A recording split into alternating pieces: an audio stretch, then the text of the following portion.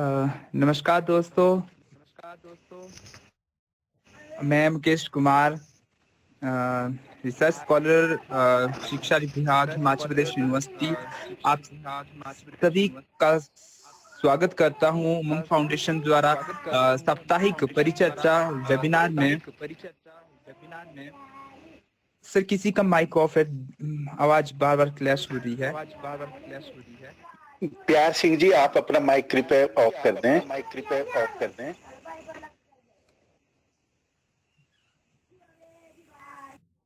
ठीक है मुकेश, करो आप कंटिन्यू। Okay sir.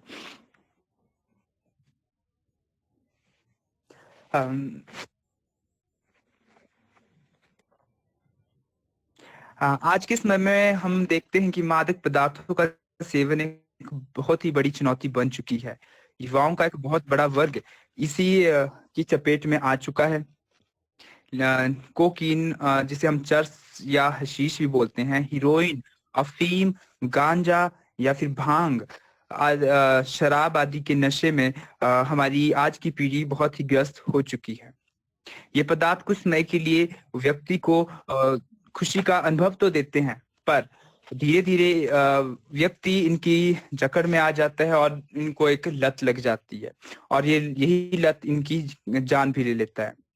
आजादी के अमृत महोत्सव पर उमंग फाउंडेशन द्वारा मानवाधिकार संरक्षण पर साप्ताहिक परिचर्चा में हम प्रत्येक सप्ताह किसी न किसी मानवाधिकार से जुड़े हुए मुद्दे पर बात करते हैं, उन पे हम चर्चा करते हैं, उन पे क्या सोल्यूशन हो सकते हैं, उन पे हम गहरी चर्चा करते हैं। अभी तक हमने महिलाओं के, विकलांगों के, मनोरोगियों के, बच्चों के अधिकारों के बारे में पढ़ा। आज का विषय भी हमारा एक बहुत ही गंभीर विषय रहेगा। आज का हमारा जो विषय है वो नशे के प्रकोप, मानवाधिकार उल्लंघन और उनके समाधान पर रहेगा। आज के हमारा जो कार्यक्रम है इसमें हमारे जो विषय पर हमारा जो मार्गदर्शन करेंगे वो हमारे बहुत ही जाने माने और विश्वविख्यात ही मैं बोलूंगा मुख्य वक्ता हैं श्री ओम प्रकाश शर्मा जी, जो कि संयोजक व सलाहकार है नशा निवारण बोर्ड हिमाचल प्रदेश सरकार। श्री ओम प्रकाश जी किस तरह से हमारे प्रदेश को उड़ता हिमाचल बनने से रोक रहे हैं, इस बात का पता हम उनकी फेसबुक प्रोफाइल और डेली न्यूज समाचार पत्रों से हमें पता चलता है। उनकी नशे के विरुद्ध छिड़ी हुई मुहिम बहुत ही सराहनीय है। सर को हम आए दिन किसी न किसी नए वेबिनार या फिर किसी न किसी सेमिनार में नशे के विरुद्ध जानकारी या फिर कोई न कोई नया काम करते हुए देखते हैं। तो मैं अभी सर का श्री ओम प्रकाश सर का एक संक्षिप्त परिचय के लिए अभिषेक भागड़ा जी से अनुरोध करता हूं कि वो सर का, आज के हमारे मुख्य वक्ता जो हैं श्री ओम प्रकाश शर्मा जी, उनका एक संक्षिप्त परिचय देकर हमारे ऑडियंस को बताएं कि उनके बारे में, उनकी उपलब्धियों को बताएं। अभिषेक भागड़ा जी। धन्यवाद मुकेश जी। सभी को सादर प्रणाम। आजादी के अमृत महोत्सव पर उमंग फाउंडेशन द्वारा मानवाधिकार संरक्षण पर साप्ताहिक परिचर्चा श्रृंखला भाग 7 में मैं अभिषेक पीएचडी रिसर्चर आज के मुख्य अतिथि श्री ओपी शर्मा जी का हार्दिक स्वागत एवं अभिनंदन करता हूं। ये हमारे लिए अत्यंत गौरव की बात है कि आज के कार्यक्रम में अंतर्राष्ट्रीय ख्याति प्राप्त विशेषज्ञ श्री ओम प्रकाश शर्मा वर्चुअल माध्यम से हमारे साथ जुड़े हैं। नारकोटिक्स कंट्रोल ब्यूरो में एक उच्च अधिकारी के तौर पर इन्होंने ड्रग्स की तस्करी के खिलाफ व्यापक अभियान छेड़े और बड़ी मात्रा में नशीली दवाएं पकड़ी।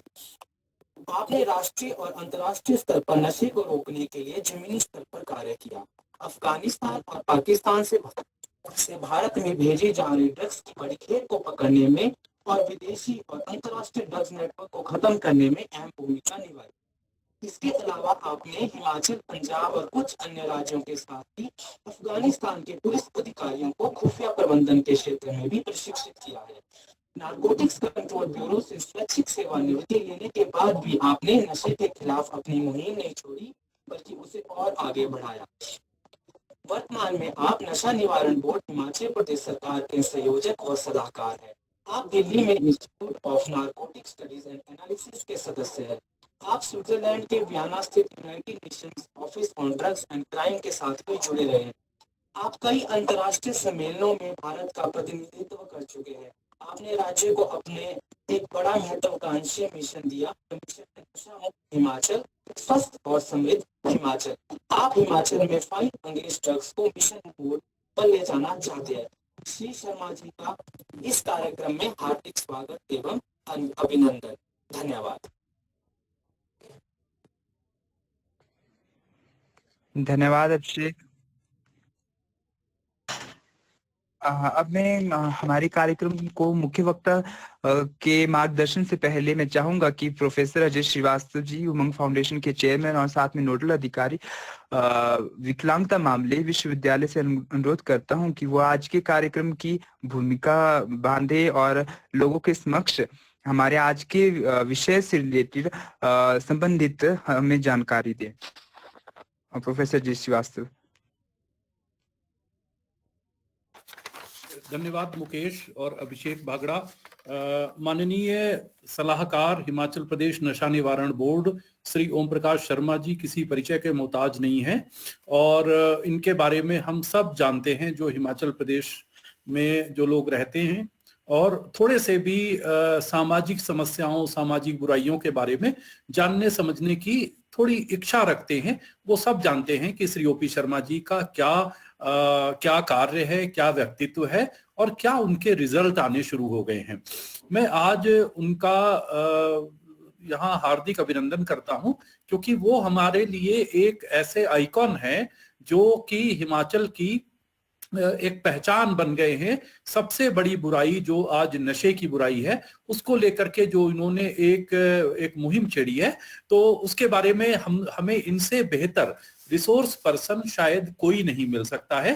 तो इसलिए मैं इनका बड़ा शुक्रिया करता हूं कि शॉर्ट नोटिस पे आज हमारे साथ ये जुड़े। अब मैं मुद्दे की बात करता हूं।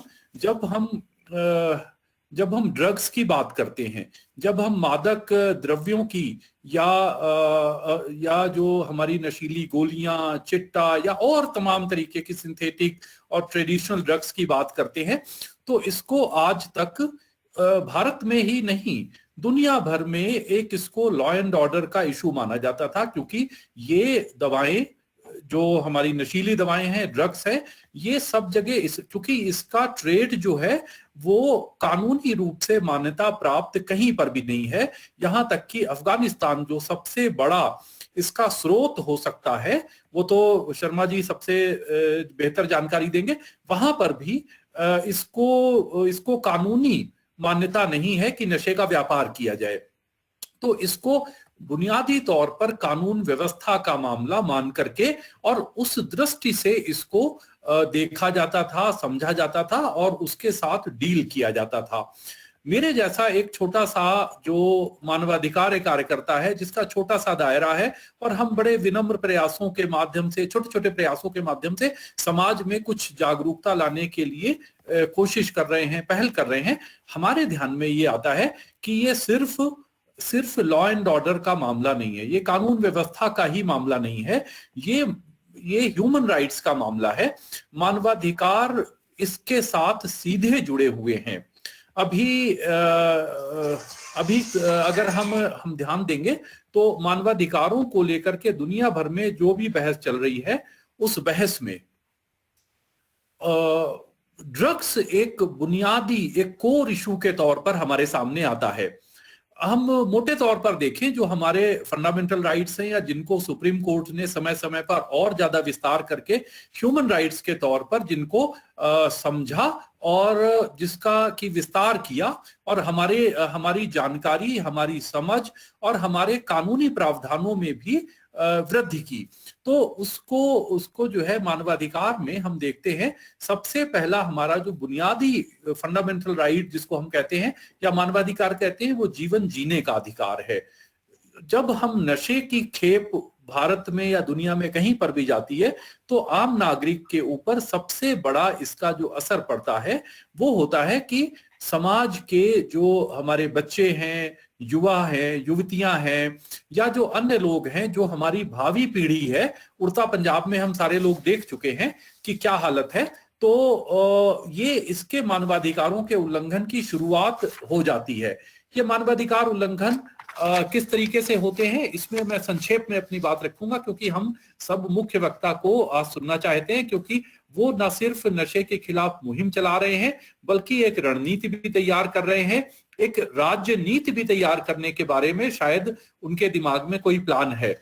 तो जब हम नशे की खेप को भारत में आने देते हैं या किसी भी देश में, तो वो कानून व्यवस्था की समस्या से शुरू होकर के स्मगलिंग एक लॉ एंड ऑर्डर की एक इंटरनेशनल जो है समस्या है, उसके साथ साथ ये मानवाधिकारों के साथ सीधे जुड़ जाता है। बच्चों में, युवाओं में इसकी लत डाली जाती है, और एक बार जब ड्रग्स कोई लेने लगता है तो उसकी लत पड़ जाती है, और वो व्यक्ति अपने जीवन के लिए खतरा उत्पन्न कर देता है। यानी कि राइट टू लाइफ, सबसे पहला उसकी कैजुअलिटी होती है। राइट टू हेल्थ, उसके स्वास्थ्य का, स्वस्थ रहने का अधिकार उससे छिनने लगता है। हम देखेंगे पीले पड़े हुए, जर्जर, बेसहारा ऐसे लोग मैंने भारत के कई राज्यों में भी देखे हैं और हिमाचल प्रदेश में भी देखे हैं। बिल्कुल ऐसे लोग, इससे मानवाधिकार उल्लंघन का सबसे बड़ा मामला होता है कि राइट टू हेल्थ, जो राइट टू, जो हमारे संविधान ने जिसको की एक जो है फंडामेंटल राइट दिया, उसका इससे उल्लंघन होता है।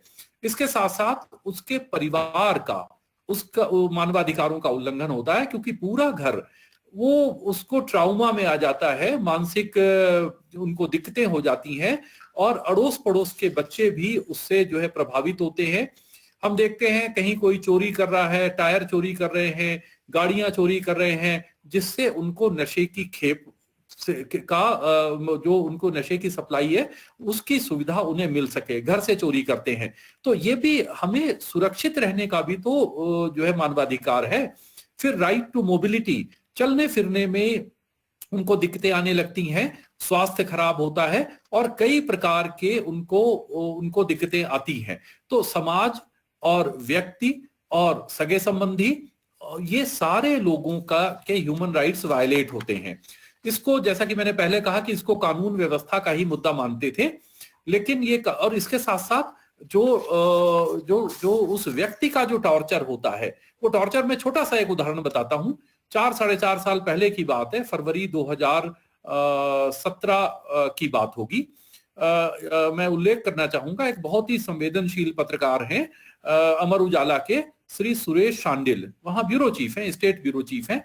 उनका मुझे फोन आया कि सर इस तरीके से ठियोग के पास मेरे गांव के नजदीक कहीं पर एक व्यक्ति जो है वो काफी जो है खराब हालत में है, युवा है, और उसको कोई समझ नहीं पा रहा है। और जब मैंने जो है पुलिस से बात की, तो पुलिस वाले आए हैं, लोकल लोगों ने भी उसकी पिटाई की, क्योंकि वो कुछ डिप्रेशन में या कुछ मनोरोग का शिकार है, और पुलिस वालों ने उसके ऊपर, ठंड का समय था, फरवरी का समय था, उसके ऊपर ठंडा पानी डाला कि उसका दिमाग गर्म हो गया है, और इसको ठंडा पानी डाल, मतलब पुलिस वालों की जो उन्होंने एक, उनको कोई उनकी जो अंतर्दृष्टि थी, उससे उनको ज्ञान मिला कि ऐसे मनोरोगी को अगर हम ठंडा पानी डालेंगे तो इसका दिमाग ठंडा हो जाएगा और उससे उसको लाभ होगा। खैर, उसके बाद नटशेल में बात यह कि हमने उसको रेस्क्यू कराया, रेस्क्यू करा करके आईजीएमसी आया, आईजीएमसी से उसके बाद वो लैंड कर गया हमारा स्टेट मेंटल हॉस्पिटल में। वहां पता चला कि ये तो ड्रग एडिक्ट था। यानी कि ड्रग्स जो है आपको right to live with dignity, right to be safe from torture, ये भी, इसका भी उल्लंघन करती है। उन 2000 अभी बड़े अंतरराष्ट्रीय स्तर पर तो बहुत बड़े पैमाने पर इसको ह्यूमन राइट्स के साथ जोड़ा गया है। और अभी मैं थोड़ा सा एक उल्लेख करना चाहूंगा कि 2019 में एक इंटरनेशनल गाइडलाइंस आई on drugs and human rights. उनमें जो कोर इशू है, human dignity, universality and interdependence of rights, equality and non discrimination, है ना, मीनिंगफुल पार्टिसिपेशन, और right to highest attainable standard of health, जो उच्चतम स्तर हो सकता है, वो उच्चतम स्तर भी उसमें हमें जो है मिलता है, जो हमारे राइट्स हैं। लेकिन इसके बाद क्या होता है कि उसको उसको उसका जो राइट टू एजुकेशन भी उन लोगों का वायलेट होता है, जो बच्चे या युवा इसकी चपेट में आ जाते हैं, तो वो भी उनका होता है। और अच्छे तरीके से समाज में उच्चतम स्तर पर अपनी प्रतिभा का जो है वो जिसको हम कहते हैं दोहन करना, अपनी प्रतिभा से अपना लाभ करना, समाज को लाभ देना, ये सारी चीजें, ये मैं इंटरनेशनल गाइडलाइंस के जो कोर इशू हैं वो मैं आपको बता रहा था। ये मार्च 2019 में गाइडलाइंस आई हैं। इसके आधार पर भारत में भी काम शुरू हुआ। काम तो पहले से चल रहा है, लेकिन हमारा जो, अभी मैं थोड़ी देर पहले श्री ओपी शर्मा जी से बात कर रहा था कि हमारे यहाँ जो पॉलिटिकल गवर्नमेंट होती है और जो हमारे ब्यूरोक्रेट्स होते हैं, वो सोचते हैं कि हमारे पास बुद्ध के बाद सबसे बड़ा ज्ञान है, हम जैसा चाहेंगे वैसा करेंगे, हम फाइलें निपटाते रहेंगे। विजन काफी कम होता है। ये 1947 से बाद से लेकर के अभी तक की बात मैं कर रहा हूं। तो इसमें कभी भी इसको ह्यूमन राइट्स इशू नहीं माना गया। अभी एक हफ्ते पहले, कोई 5-6 दिन पहले, इंडियन एक्सप्रेस में बहुत बड़ा समाचार था, मैंने अपने ग्रुप में भी शेयर किया था, फेसबुक पर भी शेयर किया था, कि ministry of Social Justice and Empowerment ने एक सुझाव दिया है सरकार को कि जो लोग ड्रग्स जिनके पास कम मात्रा में मिलती है और जो ड्रग्स बेचने और खरीदने का धंधा नहीं करते हैं, पर्सनल कंजम्पशन के लिए जो ड्रग्स लेते हैं, उनको विक्टिम माना जाए और उनके साथ उस प्रकार का व्यवहार न किया जाए जो कि किसी अपराधी के साथ होता है। ये अभी एक सिर्फ प्रपोजल है, मुझे लगता है कि नेशनल लेवल पर इसके ऊपर मंथन होगा। और इसमें चूंकि कोर्ट्स के भी कई जजमेंट्स ऐसे भारत में भी आए हैं, हाई कोर्ट और सुप्रीम कोर्ट के, तो इसको डिक्रिमिनलाइज करने की बात है। इसको अपराध की श्रेणी से ड्रग्स लेना अपराध माना जाता था, अभी भी कुछ हद तक माना जाता है, लेकिन इसको डिक्रिमिनलाइज करके उसको विक्टिम माना जाए अगर, तो इनको मेन स्ट्रीम में लाया जा सकता है। और इनके मानवाधिकार, जब हम एक बार क्रिमिनलाइज कर देते हैं, अपराधी उसको बना देते हैं, तो वो अपराधी सारे जीवन के लिए अपराधी हो जाता है। तो इस प्रकार से ये हमारे सामने जो मानवाधिकार का मुद्दा है, ये बहुत, इससे सबसे ज्यादा कौन प्रभावित होते हैं? बच्चे प्रभावित होते हैं, युवा प्रभावित होते हैं, महिलाएं प्रभावित होती है। और जो हमारे समाज में जो ब्रेन है, जो क्रीम है हमारे समाज की, वो क्रीम जो है वो मलाना क्रीम का इस्तेमाल करके समाज में गंदगी फैलाती है। और उस गंदगी फैलने से, उस नशे की जो गंदगी है, उससे बचाने के लिए इसको मानवाधिकार का मुद्दा मान करके हमें चलना पड़ेगा। मैं जो है एक बार फिर माननीय श्री ओम प्रकाश शर्मा जी का बहुत आभार व्यक्त करता हूं कि वो हमारे लिए उपलब्ध हुए और जो उनके पास ज्ञान का, नॉलेज का अथाह भंडार है, उससे कुछ ज्ञान और जानकारी हमें देंगे। और जो नीतिगत मुद्दे हैं इस समस्या के ऊपर, इसके आंकड़े भी मुझे लगता है उनसे बेहतर नहीं है, क्योंकि एक बार राजभवन में भी इन्होंने काफी अच्छा वहां पर प्रेजेंटेशन किया था। और जब आचार्य देवव्रत थे, मुझे भी सौभाग्य मिला था उस कार्यक्रम में राजभवन के राज्यपाल के साथ, वहां पर उन आंकड़ों ने सबको चौंका दिया था। तभी से शुरुआत हुई थी कि यहाँ पर भी कुछ होना चाहिए। तो मैं जो है आपका शुक्रिया जो है करता हूं कि हमारे साथ जो युवा जुड़े हैं, ये ज्यादातर इसमें पीएचडी स्कॉलर्स हैं, एमफिल, एमए स्कॉलर्स हैं, असिस्टेंट प्रोफेसर्स हैं, और एनसीसी के, एपीजी शिमला यूनिवर्सिटी के जो एनसीसी आर्मी विंग के हैं वो हैं डॉक्टर प्यार सिंह, उनके जो एचओडी हैं वो भी हमारे साथ हैं, हिमाचल प्रदेश विश्वविद्यालय के विद्यार्थी हैं, विभिन्न कॉलेजेस के हैं, और कुछ युवा ऐसे हैं जो कि अपने प्रोफेशन में हैं लेकिन समाज के लिए काम करने की सोचते हैं। तो इन सबके ज्ञान में श्री वृद्धि करने के लिए मैं आपका धन्यवाद करता हूं। और अब माइक मुकेश को। धन्यवाद सर, आपने बहुत अच्छे से हमारे कार्यक्रम की भूमिका बांधी। इससे पहले कि मैं आज के मुख्य वक्ता श्री ओम प्रकाश जी शर्मा जी से को अनुरोध करूं, मैं आज के हमारे जितने भी पार्टिसिपेंट्स जुड़े हैं हमारे प्रोग्राम में, उनसे अनुरोध करता हूं कि कार्यक्रम से संबंधित और आज के विषय से संबंधित आपके कोई भी प्रश्न हो तो कृपया हमें इनबॉक्स करें। कार्यक्रम के अंत में हमारा प्रश्नोत्तरी रहेगा, जिसमें कि आपके द्वारा पूछे गए प्रश्नों को हम आज के मुख्य वक्ता के समक्ष रखेंगे और वो उन पर अपना जवाब और जो उचित जवाब होगा वो देंगे। तो इसके साथ ही मैं आप सभी के समक्ष आज के हमारे मुख्य वक्ता श्री ओम प्रकाश शर्मा जी से अनुरोध करता हूं कि वो हम सभी का मार्गदर्शन करें। श्री ओम प्रकाश शर्मा जी। धन्यवाद। आज के इस कार्यक्रम में उपस्थित श्रीमान अजय श्रीवास्तव जी और संबंधित उमंग फाउंडेशन के सभी कार्यकर्तागण और सभी प्रतिभागीगण, आपका बहुत बहुत धन्यवाद। मेरी आवाज बिल्कुल आ रही है? पहले मैं ये कंफर्म कर लूं। जी सर, जी sir. I am audible and आप देख पा रहे हैं मुझे? ठीक है जी, बहुत बहुत धन्यवाद। कैमरा ऑफ है आपका? कैमरा ऑफ है सर शायद आपका? नहीं, कैमरा तो मेरा ऑन है सर। नहीं सर, दिखाई नहीं देता कैमरा। कैमरा तो मेरा शायद ये ऑन लोग है। कह रहे हैं कि कैमरा अगर ऑन कर देंगे तो सबको अच्छी कम्युनिकेशन रहेगी। नहीं, वो कैमरा तो मेरा ऑन है इस तरफ से, तो शो नहीं कर रहा है, आपका वीडियो शो नहीं कर रहा है। मुझे समझ नहीं आ रहा कि ऐसा क्यों है। सर, आप लैपटॉप से कर रहे हैं सर या मोबाइल से? लैपटॉप से कर रहा हूँ सर। अच्छा जी। हाँ जी सर, आप एक बारी सर ये जो कैमरे की सेटिंग है उसको उस पर एक बारी चेक कर लीजिए सर, वो कहीं डिसेबल ना हो गई हो। ऐसा होना तो नहीं चाहिए सर। मेरे सामने बिल्कुल जब मैं टर्न ऑफ कर रहा हूँ तो टर्न ऑफ हो रहा है, और अभी तो हाँ टर्न ऑफ हो गया। हाँ जी। लेकिन अब मैंने ऑन किया है, अब तो आना नहीं सर, चाहिए। ब्लैंक है। हाँ जी, ब्लैंक है। चलिए कोई हाँ बात जी। नहीं, आप स्टार्ट कीजिए, हो सकता है नहीं कि कोई नहीं सर, ठीक है। ठीक है। Thank you very much sir. Doctor Ajay Shrivastava ji ने विस्तार से ह्यूमन राइट्स के ऊपर बात करी है, और ग्लोबल सिनेरियो से लेकर के यहाँ तक स्टेट लेवल तक उन्होंने विषय को रखा है, और मेरे ख्याल में सभी प्रतिभागी इस बात को बड़ी अच्छी तरह से जानते हैं कि ये बेसिकली विषय है क्या।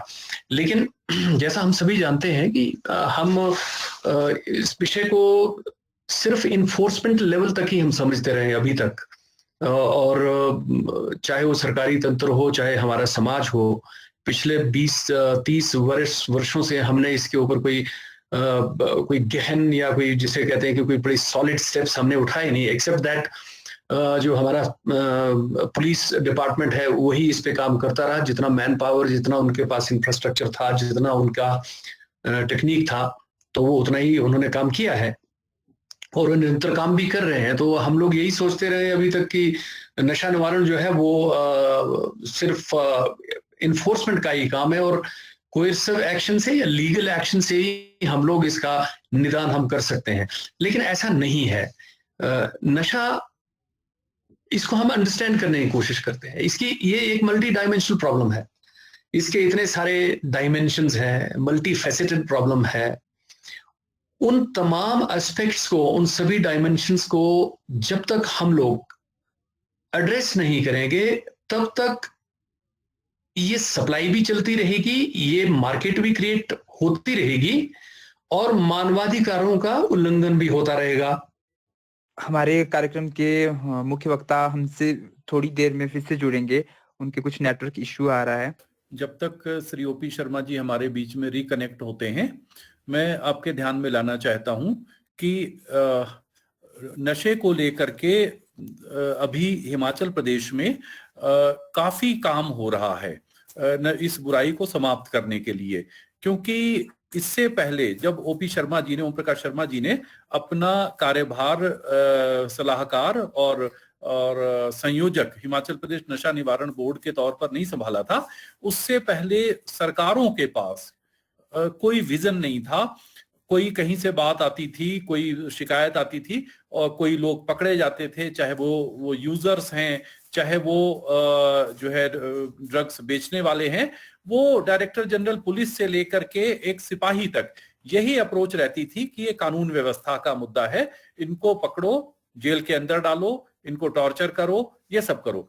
ये सारे हथकंडे जो भी पुलिस और हमारे ब्यूरोक्रेट्स के जरिए जो है वो जो लोग अपनाते थे उनसे अभी तक कोई रिजल्ट नहीं आए। ना पंजाब में आए, जो कि एक हमारे यहाँ पूरे देश भर में एक सबसे खतरनाक स्थिति में जा चुका है, और ना हिमाचल प्रदेश में हमें कोई रिजल्ट मिले। लेकिन अब जब एक नई सोच डेवलप हो रही है, एक स्टेट पॉलिसी बनाने की बात है, जगह जगह सेमिनार वर्कशॉप्स हो रहे हैं, तो इससे काफी हद तक मुझे लगता है कि हमारे सोचने के ढंग में, हमारे नशे और नशा करने वालों के प्रति हमारे नजरिए में कुछ अंतर जरूर आएगा। अगर हम इसको डिक्रिमिनलाइज कर पाए तो हम, जो लोग नशा करते हैं वो मेन स्ट्रीम में आएंगे। बाकी लॉ एंड ऑर्डर की समस्या से निपटने के लिए सरकार अपने स्तर पर काम करती रहे। और जिस प्रकार से छोटे छोटे बच्चों में नशा जो है वो ज्यादा एक जो है प्रचलन में आ गया है, तो उस वजह से उनको सेंसिटाइज करना, और कोविड के टाइम में ये समस्या और बढ़ी, क्योंकि बच्चे स्कूल नहीं जा रहे थे, घरों में कैद थे, और टेंशन भी ज्यादा थे। इस सारे कारणों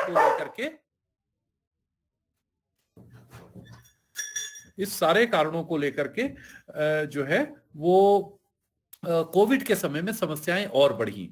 तो ऐसे में हम जब देखते हैं तो जितने युवा प्रतिभागी हमारे साथ आज इस वेबिनार में हैं, मुझे लगता है कि एक सोच डेवलप करने का काम करेगा ये वेबिनार। कुछ ना कुछ हम सेंसिटाइज होंगे, और इस सेंसिटाइजेशन से हमें समाज में तुरंत रिजल्ट शायद नहीं आएगा, लेकिन हमें समाज में बदलाव लाने की हम शुरुआत कर पाएंगे। उमंग फाउंडेशन यही एक काम कर रहा है कि समाज में किस प्रकार से हम अपने को ठीक रखें और दूसरों को भी ठीक रखने के लिए प्रेरित करें, और उसके लिए हमारी कैपेसिटी बिल्डिंग भी हो, हमारी क्षमताओं में भी कुछ ना कुछ इजाफा हो। हम, अगर हमारे पास क्षमताएं बढ़ेंगी, हमें तौर तरीके आएंगे, हमारा नजरिया बदलेगा, तो मुझे लगता है कि नशे की बुराई को भी हम समाज में जो है मिनिमाइज कर पाएंगे। उसका जो जितने व्यापक पैमाने पर फैला है, उसको हम आने वाले समय में शायद कुछ और बेहतर हालात की तरफ ले जाएंगे। और हिमाचल प्रदेश सरकार ने, जिसमें कि मुख्यमंत्री श्री जयराम ठाकुर जी हैं, इन्होंने काफी इसमें दिलचस्पी ली। इन्होंने उसके ऊपर जो है श्री ओपी शर्मा जी के साथ डिस्कस किया, और जब उनके ध्यान में आया कि इसका समाधान हो सकता है और समाधान की तरफ हिमाचल बढ़ सकता है, तो उन्होंने बोर्ड का यहाँ पर गठन किया, और जिसके चेयरमैन खुद मुख्यमंत्री हैं, और श्री ओपी शर्मा जी सीधे सीएम को जो है रिपोर्ट करते हैं। तो ये जो बीच में ब्यूरोक्रेटिक जो बाधाएं होती है, वो बाधाएं भी कम है। इनके सजेशन सीधे मुख्यमंत्री तक जाते हैं, और उसके बाद फिर कार्रवाई शुरू होती है। आई am Audible? Yes sir. Okay. तो ये जो drug abuse outbreak, violation of human rights और जो इसके सॉल्यूशंस हैं, जैसा कि श्रीवास्तव जी ने कहा है कि जो ये पूरा जो सिनेरियो है ग्लोबल लेवल से लेकर के यहाँ तक का, इसको मैं एक बार आपको थोड़ा सा समझाने की कोशिश करूंगा अपने अनुभवों से भी, और जो भी डेटा मेरे पास उपलब्ध है। देखिए, जो इशू है, बेसिकली इशू जो ड्रग इशू है वो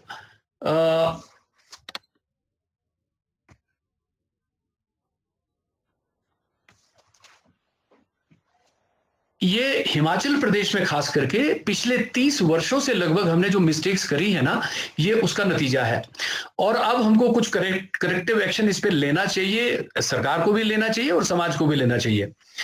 सप्लाई प्रिवेंशन और डिमांड या कंजम्पशन के कंट्रोल करने का यह बेसिकली मुद्दा है।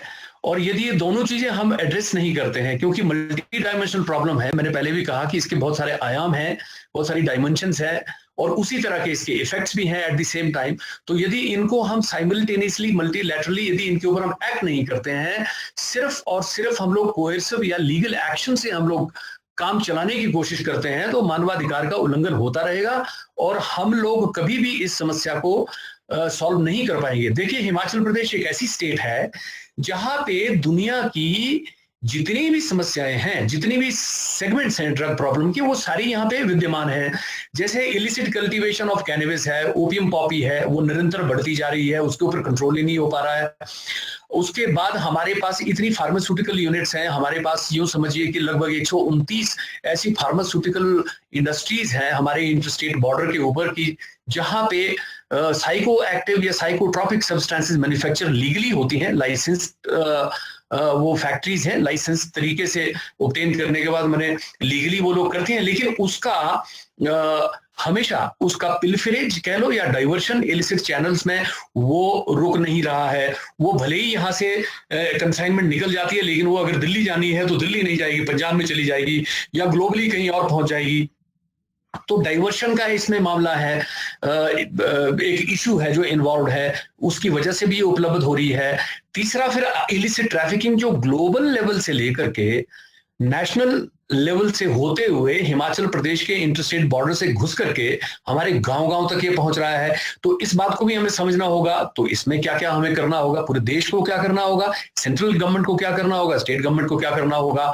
अन्यथा ये सॉल्व नहीं हो सकता है, क्योंकि हिमाचल प्रदेश भी ultimately you are situated amongst other states, जो नेबरिंग स्टेट्स हैं, जो आपको चारों तरफ से आपके सटी हुई है। पंजाब है, अपने आप में एक संवेदनशील जगह है, जम्मू एंड कश्मीर है जहां पे नार्को टेररिज्म तो है ही है, साथ में वहां का इलिसिट कल्टीवेशन हिमाचल की तरह है, ओपियम पॉपी का भी और कैनबिस का भी है, वो भी इधर को आ सकता है और आता भी होगा।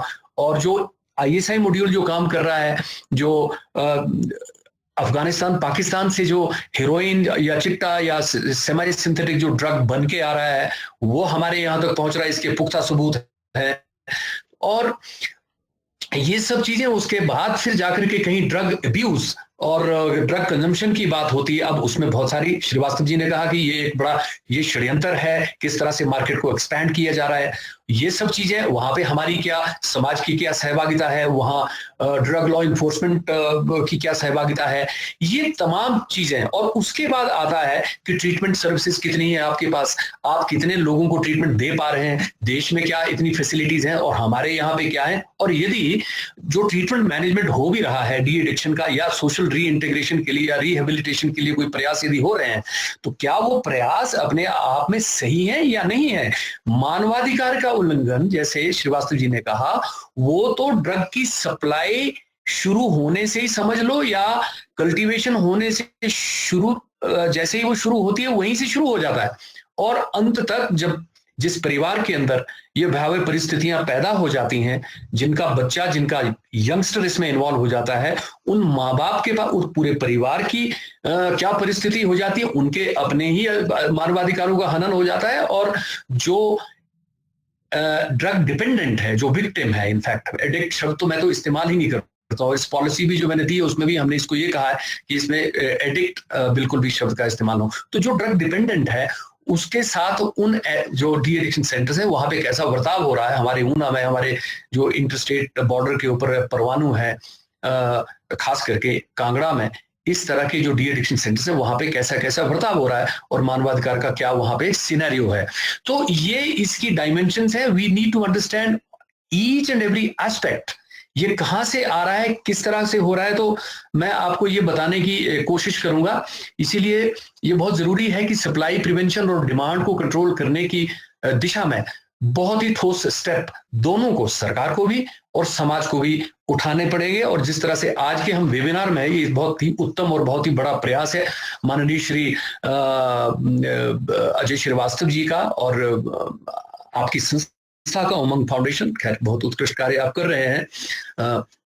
तो अब ये 30 साल की जो जर्नी है, तंबाकू और शराब से लेकर के चरस से होती हुई, सिंथेटिक सेमी सिंथेटिक ड्रग से होती हुई, अल्टीमेटली ये ओपियम चिट्टा तक ये पहुंच गई। अब इसको समझने की हम कोशिश करते हैं कि जो इसमें अब रोल किसका है, ज्यादा किसका रोल बनता है। मुझे लगता है कि 50% तो सरकार का रोल है, लेकिन 50% हमारा है। लेकिन 50% में मैं तो हमेशा ये कहता हूं कि ये जो एनिमी है, अल्टीमेटली ये एनिमी तो युवाओं का ही है ज्यादातर, और युवाओं को एक बड़ी इफेक्टिव और डेडिकेटेड एक लड़ाई जो है, एक जंग जो है, वो ड्रग अब्यूज के अगेंस्ट ये लड़नी होगी। और वो कोई वायलेंस करके या मार पिटाई करके या वैसे बहुत बड़े आंदोलन करके हमको नहीं करनी है, लेकिन एक किस्म का गुरीला वॉर हमको शायद चलाना होगा, सभी को इनकैपेसिटेट करके, सभी की कैपेसिटी को एनहेंस करके, वो एक strong wave of thought process जिसे हम कहते हैं कि एक ऐसा विचार हमको तैयार करना पड़ेगा, वो बताना पड़ेगा लोगों के बीच में, स्टूडेंट्स के बीच में, यंग कम्युनिटी के बीच में अगेंस्ट दिस ड्रग्स, कि साहब देखिए ड्रग अब्यूज जो है ये हमें, हमारे शरीर को तो ये बर्बाद करता है, हमारे परिवार को, हमारी कम्युनिटी को, हमारे समाज को, हमारे अल्टीमेटली देश को ये बर्बाद कर रहा है। और ये कैसे कर रहा है, अल्टीमेटली इसका इम्पैक्ट क्या है, ये हमारे individual socio economic fabric of society और इंटरनल एंड एक्सटर्नल सिक्योरिटी को ये थ्रेटन कर रहा है पूरी तरह से। और एट द सेम टाइम हम इसके विक्टिम तो हैं ही हैं, एट द सेम टाइम ये एक ऐसे विशिष्ट सर्कल को स्ट्रेंथन करता है जो ग्लोबल रीजनल टेररिज्म को बढ़ावा देता है, उसे स्ट्रेंथन करता है, ब्लैक इकोनॉमी की हवाला खिलाड़ियों को जो उनको स्ट्रेंथन करता है, और जो देश के भीतर जो पल रहे जो माफिया के लोग हैं जो, और जो जयचंद है जो इस देश के जो दुश्मन है बेसिकली वो, और जो देश के बाहर जो दुश्मन है उनको स्ट्रेंथन कर रहा है। तो नशे का यूज करके, सेवन करके, ठीक है ये मानवाधिकार की बात हो रही है, लेकिन इसका सेवन करने से देखिए ना ये क्या से क्या हो रहा है, ये लोग स्ट्रेंथन हो जा रहे हैं। आईएसआई मॉड्यूल ऑफ पाकिस्तान तो देखिए एक संगठन है इनका जिसका प्राइमरी जो उद्देश्य है वो भारत के सामाजिक और आर्थिक विकास को रोकना है, इसको डिरेल करना है, और उसके बाद टेरर अटैक्स करके पैसा, ड्रग ड्रिवन मनी को इकट्ठा करके टेरर स्ट्राइक्स करने का है, और हमारी जो फोर्सेस हैं उनको थ्रेटन करने का है। तो इस बात को समझने की और समझाने की बड़ी आवश्यकता है सर, कि आफ्टर ऑल हम लोग ये सब करके, ये सिर्फ हम मजा ही नहीं ले रहे हैं, ये हम सिर्फ रिक्रिएशन ही नहीं कर रहे हैं, हम लोग ये सब कर रहे हैं जो इस देश को खतरे में डाल रहा है। तो हमको पहले इसे अंडरस्टैंड करना होगा कि ये जो, इसको हम आइसोलेशन में देख नहीं सकते हैं इस इशू को, ये मल्टी डायमेंशनल प्रॉब्लम है, और उसके लिए हमको जैसा हमने अभी तक सोचा कि हम इन्फोर्समेंट ऑफ लॉ से उसको कर सकते हैं, ऐसा बिल्कुल नहीं है। श्रीवास्तव जी ने पहले भी क्लियर कर रखा है, और इसको लड़ने के लिए स्टेट को जो आवश्यकता है और इस देश को भी आवश्यकता है एक डेडिकेटेड और एक मल्टीलैटरल एक्शन मैकेनिज्म की, जिसके उद्देश्य बिल्कुल डिफाइंड होंगे, और उद्देश्य डिफाइन होने के बाद you need to hit very hard at all the segments, all the dimensions of the drug problem, ये फिर जाकर के ये सॉल्व होएगा। तो अब इसके जो एस्पेक्ट्स हैं, जो डायमेंशंस हैं, वो क्या हैं? जैसा हमने अभी कहा, ड्रग प्रोडक्शन है, जो नेचुरल बायो रिसोर्स है, कैनबिस है, ओपियम पॉपी है। अब आपको जान के हैरानी होगी कि हमारे प्रदेश के अंदर अभी भी माने हम लोग इस चीज को जैसा मान ही चुके हैं कि साहब ये हमसे इरेडिकेट नहीं हो सकता है, तो हम लोगों ने प्रयास करना भी छोड़ ही दिए हैं, मुझे लग रहा है। हम लोग लगभग 200 मीट्रिक टन चरस का उत्पादन करते हैं और उससे ज्यादा करते हैं। हमारी हजारों हेक्टेयर वन भूमि, और उसके अलावा जो वाइल्ड कल्टीवेशन तो हम नहीं कह सकते, लेकिन वाइल्ड ग्रोथ जो कैनबिस की है वो जो है वो न जाने कितने सैकड़ों हजारों हेक्टेयर में अलग से है, वहां पे उसका उत्पादन हो रहा है। सो 200 से 300 मीट्रिक टन तो उत्पादन हमारे यहाँ पे अवैध उत्पादन हो रहा है, क्रिमिनल उत्पादन हो रहा है, और इसके अलावा 5 से 10 मीट्रिक टन के बीच में कहीं पे अवैध ओपियम का भी पैदावार हो रही है। अब देखिए ये दोनों चीजें जो है, प्रदेश के अंदर कोई ऐसा उद्योग भी नहीं है, प्रदेश के अंदर कोई ऐसा फार्मास्यूटिकल, कोई ऐसा इंडस्ट्री भी कोई लीगल नहीं है कि जिसके उपयोग में ये आते हों, बिल्कुल नहीं। इसकी खेती भी अवैध है और इसका प्रोडक्शन भी अवैध है, ट्रैफिकिंग भी टोटली अवैध है एनडीपीएस एक्ट 1985 के तहत। लेकिन फिर भी ये सब चीजें हमारे यहाँ भी हो रही हैं। और दूसरा जो एस्पेक्ट है, ये तो हमारा एक बायो, हेलो जी, किसी ने कुछ कहा जी? Hello, can you hear me? किसी का माइक गलती से ऑन हो गया सर। ओके। दूसरा डाइवर्शन है, मैंने कहा illegal imports and exports of narcotic substances है, कोडीन बेस्ड कफ सिरप्स हैं, न्यू साइकोट्रोपिक सब्सटेंसेस हैं, और प्रिस्क्रिप्शन ड्रग्स जो डॉक्टर्स हमको प्रिस्क्राइब करते हैं टर्मिनल सर्जरी के लिए, जैसे ट्रेमाडोल है, इस तरह की जो पेन किलर हैं जो डिपेंडेंसी को ले आते हैं, यदि हम उनको डॉक्टर की सुपरविजन में ना लें तो इनके डाइवर्शन का मैंने आपको उदाहरण दे दिया है। अभी हाल ही में एक केस हुआ भी था, पंजाब ने 15 लाख कैप्सूल ट्रेमाडोल के वो पकड़े हैं जो हमारे प्रदेश में पाउंटा की किसी फैक्ट्री में उसका उत्पादन हुआ था। वो कंसाइनमेंट दिल्ली जाना था लेकिन वो डाइवर्ट हो गया इलिसिट चैनल में, और वो अल्टीमेटली पंजाब पुलिस ने पकड़ा, उन्होंने आकर के यहाँ रेड भी करा और उसके बाद उसको अरेस्ट करके। तो इस तरह से ये चीजें, एक और मामला हमारे ध्यान में है अभी कि 6 करोड़ ट्रेमाडोल की पिल्स का और कैप्सूल्स का एक ऑर्डर आया था अभी किसी साउथ अफ्रीकन किसी कंट्री से, और वो जो था वो किसी मर्चेंट एक्सपोर्टर के माध्यम से वो किसी साउथ अफ्रीकन कंट्री में जाकर के फिर कहीं विश्व के किसी और कोने में जाकर के अल्टीमेटली नॉर्थ ईस्टर्न स्टेट्स के यहाँ से उसके बाद उसको फिर हिंदुस्तान में घुसाया जाता और वही चीज यहाँ पे ठियोग में जाकर के मिलती। तो ये इस तरह का ये सीन है। इसमें बहुत जरूरी है कि हमारे जो इन्वेस्टिगेशन के स्किल्स हैं, हमारा जो इंटेलिजेंस नेटवर्क है, इंटेलिजेंस को गैदर करने के जो हमारे तरीके हैं उसमें सारा बदलाव होना चाहिए, क्योंकि पिछले 30 वर्षों में जो डायनेमिक्स जो ड्रग के हैं, इलिसिट ट्रैफिकिंग के हैं, उसके परस्पर हमारे पूरे इंतजाम होने चाहिए। हमारे पास इंफ्रास्ट्रक्चर होना चाहिए, मैन पावर उतनी हमारी वो होनी चाहिए, वो भी एक अलग से चैलेंज है। और उसके बाद अब क्योंकि इसका प्रेवलेंस इतना ज्यादा है, उपलब्धता इतना ज्यादा है, तो उसके बाद आपकी डिमांड आपकी बढ़ती जा रही है। डिमांड क्यों बढ़ रही है उसके अलग से कारण है, अब वो सामाजिक कारण भी है बहुत सारे। मोस्टली हम लोग जानते हैं कि पीयर प्रेशर है, रिक्रिएशन है, मजा करने के लिए है, अय्याशी करने के लिए है, लोग इस्तेमाल करते हैं। और कई लोग कहते थे स्ट्रेस मैनेजमेंट के लिए है। और कल भी कोई कह रहा था, यूनिवर्सिटी में एक प्रोग्राम था, सेंट्रल यूनिवर्सिटी, सभी लोग कहते हैं कि साहब एम्प्लॉयमेंट को आप बस एक बार हमको रोजगार दे दीजिए तो उसके बाद ये खत्म हो जाएगा, क्योंकि रोजगार ना होने की वजह से जा रहे हैं। लेकिन मैं ये कहता हूं कि यदि शिमला डिस्ट्रिक्ट का एक सबसे आर्थिक दृष्टि से संपन्न क्षेत्र, यदि जहां पे अनएम्प्लॉयमेंट का प्रॉब्लम ही नहीं है, जहां पे एक्सेसिव पैसा है, वहां पे 40% बच्चे उस पर्टिकुलर पंचायत के यदि इसमें जा चुके हैं, चिट्टा में जा चुके हैं, तो ये जो रीजन है या ये जो एक मत है कि साहब एम्प्लॉयमेंट हो जाएगा तो उसके बाद ये प्रॉब्लम सॉल्व हो जाएगी, ऐसा नहीं होने वाला है। और दूसरी बात, तो दूसरा पहलू है कि जहां एम्प्लॉयमेंट आपके पास है नहीं, उसके बाद आप जो आपके माता पिता के पास जो पैसा है, जो कुछ आपके पास प्रॉपर्टी है, आप उसको भी बेच देंगे, आप चेन स्नैचिंग करेंगे, आप चोरी में लग जाएंगे और उससे आपका मामला हल हो जाएगा। 1-2 महीने के बाद डिपेंडेंसी, 4 महीने के बाद तो आपको वैसे भी मालूम हो जाता है कि ये तो बिल्कुल गलत था, ये तो गलत हो गया, अब मुझे इससे बाहर निकलना चाहिए, नहीं निकलना चाहिए। इस तरह की परिस्थितियां पैदा हो रही। तो ये एक डायमेंशन अलग से है, सामाजिक भी है, आर्थिक भी है, ये कारण है, और पीयर प्रेशर के भी कारण है। और पांचवा रह गया कि पांचवा जो डायमेंशन है वो इनएडिकेट ट्रीटमेंट का है, या रिहेबिलिटेशन कह लो, या सोशल रीइंटीग्रेशन सर्विसेज का है फॉर द ड्रग डिपेंडेंस। तो उसमें भी आपको पता है कि हमारे पास तो यहाँ पूरे भारत का ये आंकड़ा जो मैं बता देता हूँ कि 75 पूरी दुनिया में इवन 75% ऑफ ड्रग डिपेंडेंस जो लोग इससे ग्रस्त हैं, they have no access to the drug treatment. तो जहां पे 75% ड्रग डिपेंडेंट इसका लाभ ही नहीं ले सकते या ऐसी सर्विसेज ही नहीं है, तो वहां पे आप सोचिए कि क्या हालात होते होंगे।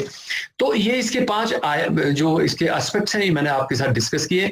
और हिमाचल प्रदेश में आप देखेंगे जो परिस्थिति है, जो ड्रग मैनिफेस्टेशन है, जो ड्रग मैनिफेस्टेड रीजन्स है, वो मैं आपको बताऊं कि हमारे 12 में से 10 ऐसे डिस्ट्रिक्ट्स हैं जो किसी ना किसी तरह से ड्रग की कंजम्पशन से, या ड्रग की कल्टीवेशन या प्रोडक्शन से, या इलिसिट ट्रैफिकिंग से, तीनों एस्पेक्ट से और डिपेंडेंसी से जूझ रहे हैं। इनको बताने की आवश्यकता नहीं। मोस्टली शिमला है, सिरमौर है, कुल्लू है, मंडी है, चंबा है, कांगड़ा, ऊना, बिलासपुर, सोलन, ये ज्यादातर इसमें। और जो कल्टीवेशन के हैं, आप तो जानते हैं कि कुल्लू है, मंडी है, चंबा, सिरमौर और कुछ पार्ट जो है शिमला का, ये कल्टीवेशन में इस ड्रग को प्रोड्यूस भी कर रहे हैं।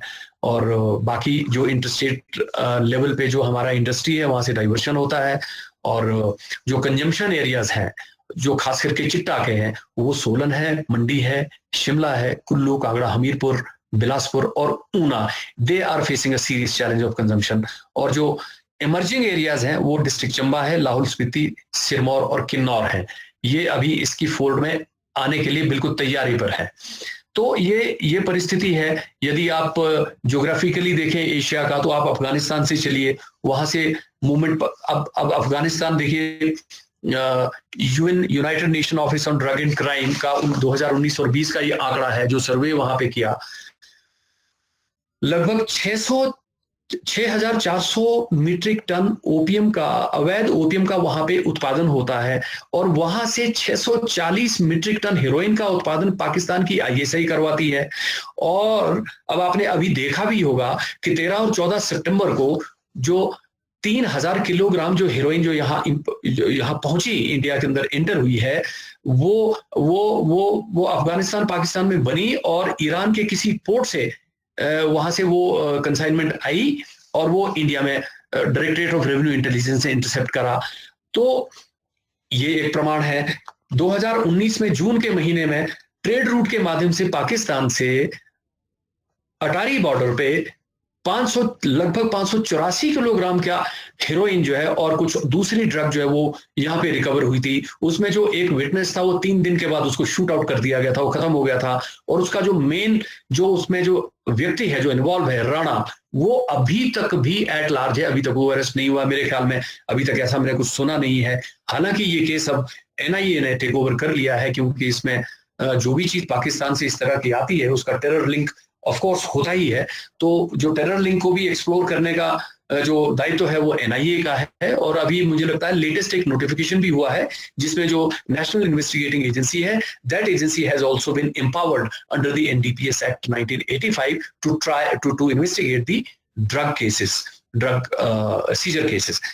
तो इस तरह से ये सब चीजें हो रही। जम्मू कश्मीर है, वहां पे अपना उत्पादन है, ट्रैफिकिंग अलग से पाकिस्तान से आ रही है, और वो भी वहां से कहाँ भेज रहे हैं, उनके वहां पे भी कंजम्पशन का बहुत ज्यादा अब इशू उठ गया है। और उसके बाद वो दूसरी स्टेट्स में, जैसे हम भी वल्नरेबल है, सटा हुआ इलाका है, पंजाब में अलग से बॉर्डर है, राजस्थान बॉर्डर है, गुजरात है, ये सब चीजें हो रही हैं। तो ये जो मूवमेंट है, ये जो डायनेमिक्स है, ये धीरे धीरे बदल रही है। और जो इसके जो मोडस ओपरेंडाई भी हैं, अब लेटेस्ट मोडस ओपरेंडाई में की बात हम करते हैं तो उसमें अब तो वो वाली बात ही नहीं रही जो 10 साल पहले जो मोडस ऑपरेंडाई हुआ करते थे। एक लिवर वहां पे उन्होंने रखा होता था इंटरनेशनल बॉर्डर पे, और वहां से वो टांग से उसको दबाते थे और हीरोइन के पैकेट जो है वो फेंसिंग के ऊपर से होके इंडिया में आ जाते थे। तो इस तरह की चीजें होती थी। लेकिन अब तो ड्रोन के माध्यम से ये डिलीवरी होने लग गई है। और सबसे बड़ी बात, जो सबसे बड़ा इशू जो हम लोग फेस करने वाले हैं, वो डार्क नेट मार्केटिंग का है। अब जो इसके साथ साथ जो चैलेंज जो हमारा, ये तो स्मगलिंग का चैलेंज है, इससे बड़ा चैलेंज तो ये आने वाला है कि जो न्यू साइकोट्रोपिक सब्सटेंसेस, यानी कि जो प्रिस्क्रिप्शन ड्रग्स हैं, माने जो ड्रग एंड कॉस्मेटिक एक्ट के अधीन भी आती हैं और एनडीपीएस एक्ट में भी आती है, उनका डुअल नेचर है। फॉर एग्जांपल वो डॉक्टर्स भी उसको देते हैं, लेकिन अगर उसका मिसयूज हो तो वो एडिक्टिव हो जाती है और उससे ये समस्या खड़ी हो जाती है। सबसे बड़ा इशू जो यूएनओडीसी का मानना है, वो अगले 2-3 साल के अंदर जो आने वाला है वो न्यू साइकोट्रोपिक सब्सटेंसेस का है। और उसमें ट्रेमेडोल और उसके बाद एक फेंटेनिल, इस फेंटेनिल अभी यहाँ एंटर नहीं करी है, लेकिन ये अभी एंटर करेगी, ऐसा उनका मानना है विशेषज्ञों का। तो ये सब चीजें, हालांकि यूएनओडीसी का अपना एक ग्लोबल अलर्ट सिस्टम है, वो इस पे नजर भी रखते हैं, बहुत कोशिश करते हैं, और फिर जो देश हैं, जो हमारे उनके मेंबर कंट्रीज हैं, उनको वो एम्पावर भी करते हैं, उनको इनकैपेसिटेट भी करते हैं, उनको इस चीज से लड़ने की क्षमता भी, उनको फंडिंग भी करते हैं, हर तरह की सपोर्ट सिस्टम वो देते हैं। और बड़े हर्ष की बात है, मैं आपको बताना भी चाहूंगा कि हिमाचल प्रदेश नशा निवारण बोर्ड जो है वो is a partner with the United Nations Office on Drug and Crime to fight various segments of the drug problem now in Himachal Pradesh. तो नशा निवारण बोर्ड की ये एक बड़ी अचीवमेंट हुई कि उन्होंने हमारा साथ देने में अब कोई कसर नहीं छोड़ी। हमने लगभग 67 पुलिस और एक्साइज के ऑफिसर्स को, पुलिस कर्मियों को, अधिकारियों, कर्मचारियों को हमने एनडीपीएस एक्ट इन ऑपरेशन उस पे उनको हमने ट्रेनिंग भी दे रखा है। अभी इनॉग्रेट महामहिम गवर्नर हिमाचल प्रदेश ने किया था, राज्यपाल महोदय ने। और उसके बाद जो ग्लोबल सिंथेटिक ड्रग्स की जो असेसमेंट रिपोर्ट है, जो United nation office on Drug and crime की है, उसका हिंदी में मैंने उसमें अनुरोध किया था, तो उसका हिंदी में उसका ट्रांसलेशन किया और उसका माननीय मुख्यमंत्री जी से वियना से कनेक्ट होकर के उसका अनावरण भी हमने हिमाचल प्रदेश के माननीय मुख्यमंत्री जी ने किया था। तो ये कुछ हम लोग कुछ कर रहे हैं और उसको अंडरस्टैंड करने की पूरी कोशिश कर रहे हैं। तो आते हैं थोड़ा सा हम ये भी देखते हैं कि ड्रग अब्यूज का सिनेरियो इंडिया के अंदर है क्या अभी, ये कितनी खतरनाक है। जो प्रकोप हम कहते हैं तो ये प्रकोप है कितना।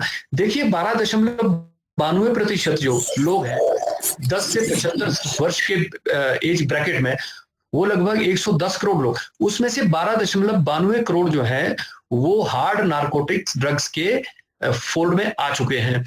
अल्कोहल इसमें नहीं आ रहा, लेकिन अल्कोहल का जो फिगर है, जो Ministry of Social Justice and Empowerment ने All India Institute of Medical Sciences के साथ जो इन्होंने सर्वे किया है, 16 करोड़ लोग जो हैं वो इस प्रॉब्लम के अंदर है अल्कोहल की, और उसमें प्रॉब्लम यूजर जो बिल्कुल कंटिन्यूसली कर रहे हैं वो 5.7 करोड़ लोग हैं, और जो कतई डिपेंडेंट हैं टोटली, जो सुबह ही पीना शुरू कर देते हैं, वो लगभग 3 करोड़ लोग हैं।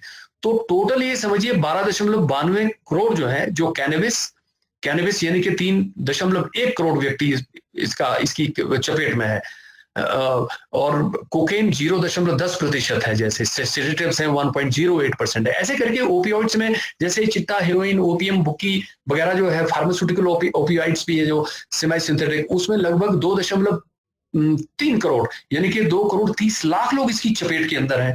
तो ये कुल मिलाकर के जो आंकड़ा बनते हैं, लगभग 26 करोड़ ऐसे व्यक्ति हिंदुस्तान के अंदर हैं साहब, जो हार्ड नार्कोटिक ड्रग्स और अल्कोहलिक्स हो चुके हैं।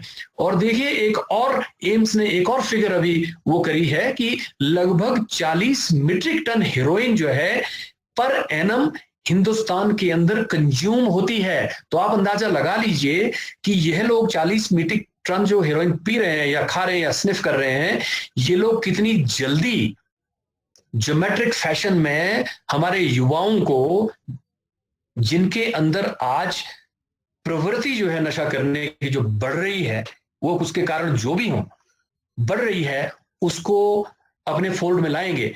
और देखिए आईएसआई और पाकिस्तान और अब जो तालिबान है, अब तो हम लोग इस चीज को हल्के से हम ले ही नहीं सकते हैं।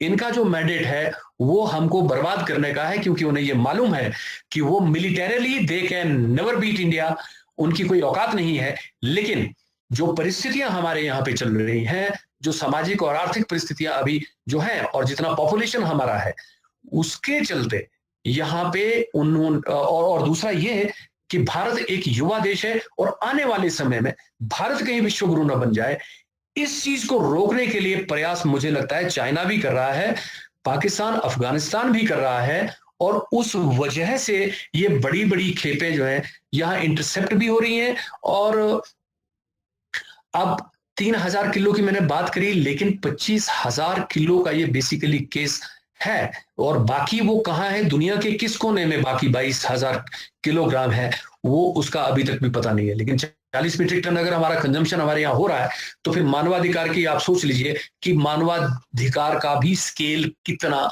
ज्यादा है।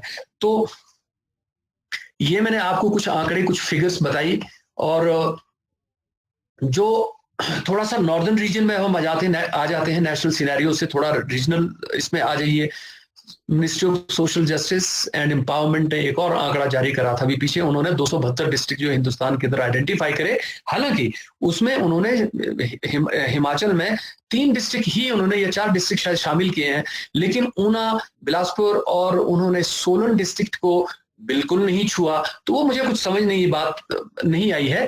उन्होंने मात्र मंडी, कुल्लू, कांगड़ा और शिमला को ही वो करा, लेकिन जो हमारे बॉर्डरिंग रीजन्स हैं जहां पे ये बड़ी भयंकर है अब्यूज की, ड्रग अब्यूज की प्रॉब्लम, उसको उन्होंने नहीं छेड़ा। तो मेरी दृष्टि से जो मेरी स्टेट लेवल का जो मेरा सर्वे कह लीजिए या इंटेलिजेंस है, वो 12 में से 10 डिस्ट्रिक्ट इसकी चपेट में आ चुके हैं। लेकिन ये अलग बात है कि इसका स्केल अभी उतना ज्यादा नहीं है।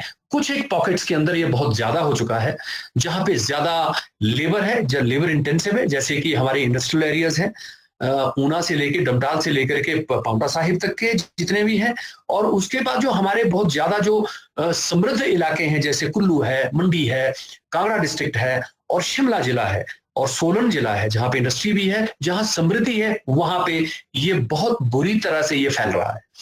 यहाँ बहुत बुरी तरह से फैला, और फिर इसके बाद जो बचे हुए वो अपने आप इसकी फोल्ड में आ जाने, उसमें कोई बड़ी बात है नहीं। कारण उसका ये है, हम लोग अभी भी एक डेडिकेटेड एक प्रयास करने की तरफ हम बढ़ नहीं पा रहे हैं। उसके कारण प्रशासनिक भी हो सकते हैं, राजनीतिक भी हो सकते हैं, हमारे समाज की जो सोने की जो हमारी जो वो इंटेंशन है, हम लोग सुप्त अवस्था में रहते हैं, हम लोग जागृत नहीं हो पा रहे हैं, ये भी एक बहुत बड़ा कारण है। क्योंकि अल्टीमेटली इस इशू को आप सॉल्व दोनों ही मिलकर करेंगे, समाज भी और सरकार दोनों को मिल बैठ करके ही इसको अपने रोल को निभाना होगा। तो 272 में से देखिए, पंजाब का बात करें तो 22 में से 18 डिस्ट्रिक्ट ऐसे हैं जो पूरी तरह से ग्रस्त हैं। और मकबूलपुरा का नाम आपने कभी सुना ही होगा। मकबूलपुरा पंजाब का एक ऐसा एक टाउनशिप है जहां पे दादा, पिता और बेटा सब के सब 6-6 साढ़े 6 फुट के, जो अपनी जवानी में जिन्होंने, उस वक्त इसको चिट्टा नहीं, इसको पाउडर कहते थे, जिससे मैं नारकोटिक्स कंट्रोल ब्यूरो में था चंडीगढ़ में, तो उस वक्त जो है वो खत्म हो गए। वो पूरा टाउनशिप जो है वहां सिर्फ महिलाएं रहती हैं, वहां पे मेल्स नहीं रहते। आ गई हरियाणा में 22 में से 10 डिस्ट्रिक्ट ऐसे हैं जो इसकी चपेट में है, और हिमाचल का मैंने आपको बताया कि 12 में से 10। और देखिए जो अल्कोहल है हिमाचल में, हमारे यहाँ पे ट्रेडिशनली बड़ा एक्सेप्टेबल है। ट्राइबल एरियाज के अंदर ये लाइसेंसिंग इसको होती है, उसके बाद हमारी एक्साइज पॉलिसी तो काम कर ही रही है, वो तो सभी स्टेट्स में करती है।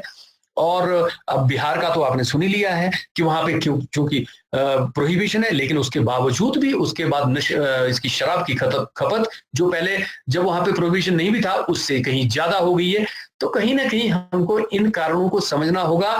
यूनिवर्सिटीज को या ऐसे ऐसे बड़े बड़े जो शोध संस्थान हैं उनको, सामाजिक जो एनजीओज हैं सेक्टर में जो अच्छा काम कर रहे हैं, उन लोगों को भी इस पे शोध करना होगा। कुछ हमको डेडिकेटेड सर्वेज करने होंगे, सरकार को करने होंगे। माँ बाप जिनके बच्चे इसमें गए हैं, युवा जो इसमें गए हैं, उनको ओपनली इस बात को शेयर करना होगा, इंफॉर्मेशन को शेयर करना होगा। शेयर करने के बाद फिर ही जाकर के इसका एक वो निकलेगा, क्योंकि माँ बाप अवॉइड करते हैं, सरकार अवॉइड कर रही है, ठीक है। तो अगर इसका डेडिकेटेड, इसका ट्रूथफुल जिसको हम कहते हैं कि इंफॉर्मेशन जब तक हमारा बाहर नहीं आएगा, जब तक हमको समस्या का स्केल ही पता नहीं लगेगा, तो हम कर क्या पाएंगे। तो अभी नशा निवारण बोर्ड ने एक पहला सर्वे जो अभी सैंक्शन भी किया है, उसमें हमने आईजीएमसी के साइकेट्री डिपार्टमेंट को अभी 4.5-5 लाख रुपए सिर्फ शिमला में सर्वे करने के लिए दिए हैं। लेकिन वहां भी मैंने देखा कि वहां से मुझे जवाब आया कि साहब हमने इसकी एक कोई कमेटी होती है पहले, उस कमेटी में उन्होंने वो भेज दिया और उसमें 4 से 5 महीने लगते हैं। तो मैंने उन्हें कहा ये कोई बात नहीं हुई, हम लोग तुरंत इसको एक सर्वे को करना चाह रहे थे, एटलीस्ट सिटी में करते तो उससे जो प्रैक्टिस निकल के आती, फिर बाकी हम जगहों में करते, तो वो पैसा भी फंस गया। और वो अभी उनकी जो वो कोई सी एक कमेटी है, मुझे अब ध्यान नहीं वो कौन सी कमेटी है, वो उसको पारित करती है, पहले उसको अलाउ करेगी, उसके बाद वो जाकर के फिर वो लोगों को एम्प्लॉय किया जाएगा उसमें, और वो इन्वेस्टिगेटर्स होंगे, और फिर उसके बाद वो काम शुरू होगा।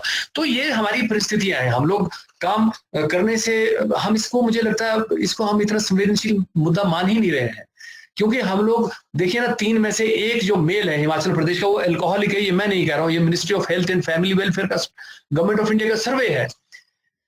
3 मेल्स में से 1 व्यक्ति शराब पीता है, और अब तो फीमेल्स भी हमारी बढ़ चढ़ के इसमें आ रही हैं। तो ये इस तरह की परिस्थितियां हैं। डी एडिक्शन सेंटर्स का माहौल मैं आपको बताऊं, मानवाधिकार के बारे में आप इसको कनेक्ट करने की कोशिश करना। डी एडिक्शन सेंटर्स का मैंने एक सर्वे किया, तो उसमें जो पता लगा, जो लोग ट्रीटमेंट लेने के लिए आए हैं उसमें 37.43% लोग जो हैं वो चिट्टा से ग्रस्त हैं। और ये कहीं ना कहीं रिप्रेजेंटेटिव सैंपल है बेसिकली, क्योंकि जो उस स्केल पे चले जाते हैं अल्टीमेटली ट्रीटमेंट सीख तो करते ही हैं। तो वहां से इसको मैंने एक सैंपल लेकर के इसको मैंने एनालाइज करने की कोशिश करी। तो अल्कोहल के जो पेशेंट्स हैं वो 36% है, लेकिन चिट्टा के जो पेशेंट्स हैं वो 438 हैं 1170 में सैंपल में से, और ये 37% है। तो अब आप ये देखिए कि सबसे ज्यादा तादाद वो 15 से 40 साल के नौजवानों की है जो इसके अंदर ट्रीटमेंट ले रहे हैं, जो बुरी तरह से ग्रस्त है। अल्कोहल वाले 36% मैंने बताया। और अगर हम ओवरऑल बात करें तो 32% युवा हमारे इसकी चपेट में आने की कगार पे हैं। और कई ऐसे पॉकेट्स भी मिले हैं मुझे जहां पे बच्चों ने खुद ही बताया 40%, 50% तक पहुंच गई है। ठियोग में बच्चों ने कहा जी 50% तक ऐसा लगता है कि बच्चे इसका सेवन कर रहे हैं, और उसमें डिपेंडेंट जो है वो ऑफ कोर्स वो कम परसेंटेज में आएंगे, वो थोड़े समय के बाद आएंगे, क्योंकि जब लगातार वो इसका यूज करेंगे, अब्यूज करेंगे, उसके बाद वो डिपेंडेंसी की तरफ जाएंगे। तो सबसे छोटा बच्चा 11 वर्ष का है, 13 साल का बच्चा चरस के उसमें वो डी एडिक्शन सेंटर्स में मिला है हमें। तो हमने ग्रेजुएट किया है लिक्वर से, शराब से लेकर के, ट्रेडिशन हमारे क्योंकि ऐसे थे, वहां से लेकर के हमने चिट्टा तक हम लोग पहुंचे हैं।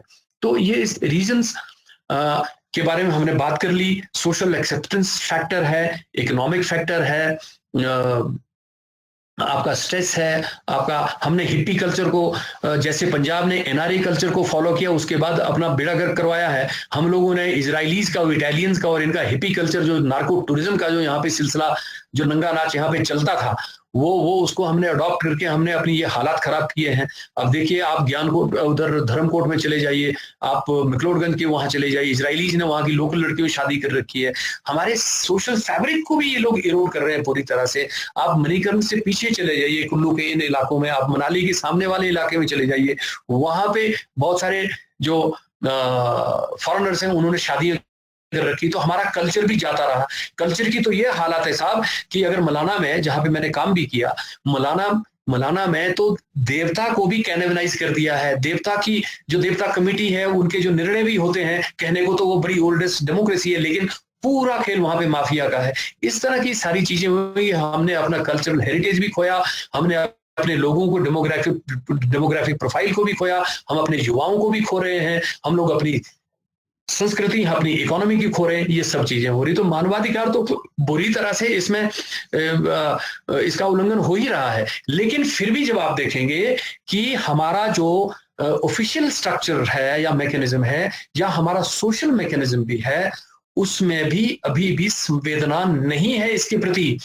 मैं इस बात को बहुत ही स्ट्रेसफुल मैनर में मतलब मैं ले रहा हूं। मुझे ये लग रहा है कि कभी कभी तो मुझे लगता है कि ये बड़ा मुश्किल सा काम है, शायद ये हो पाए या ना हो पाए।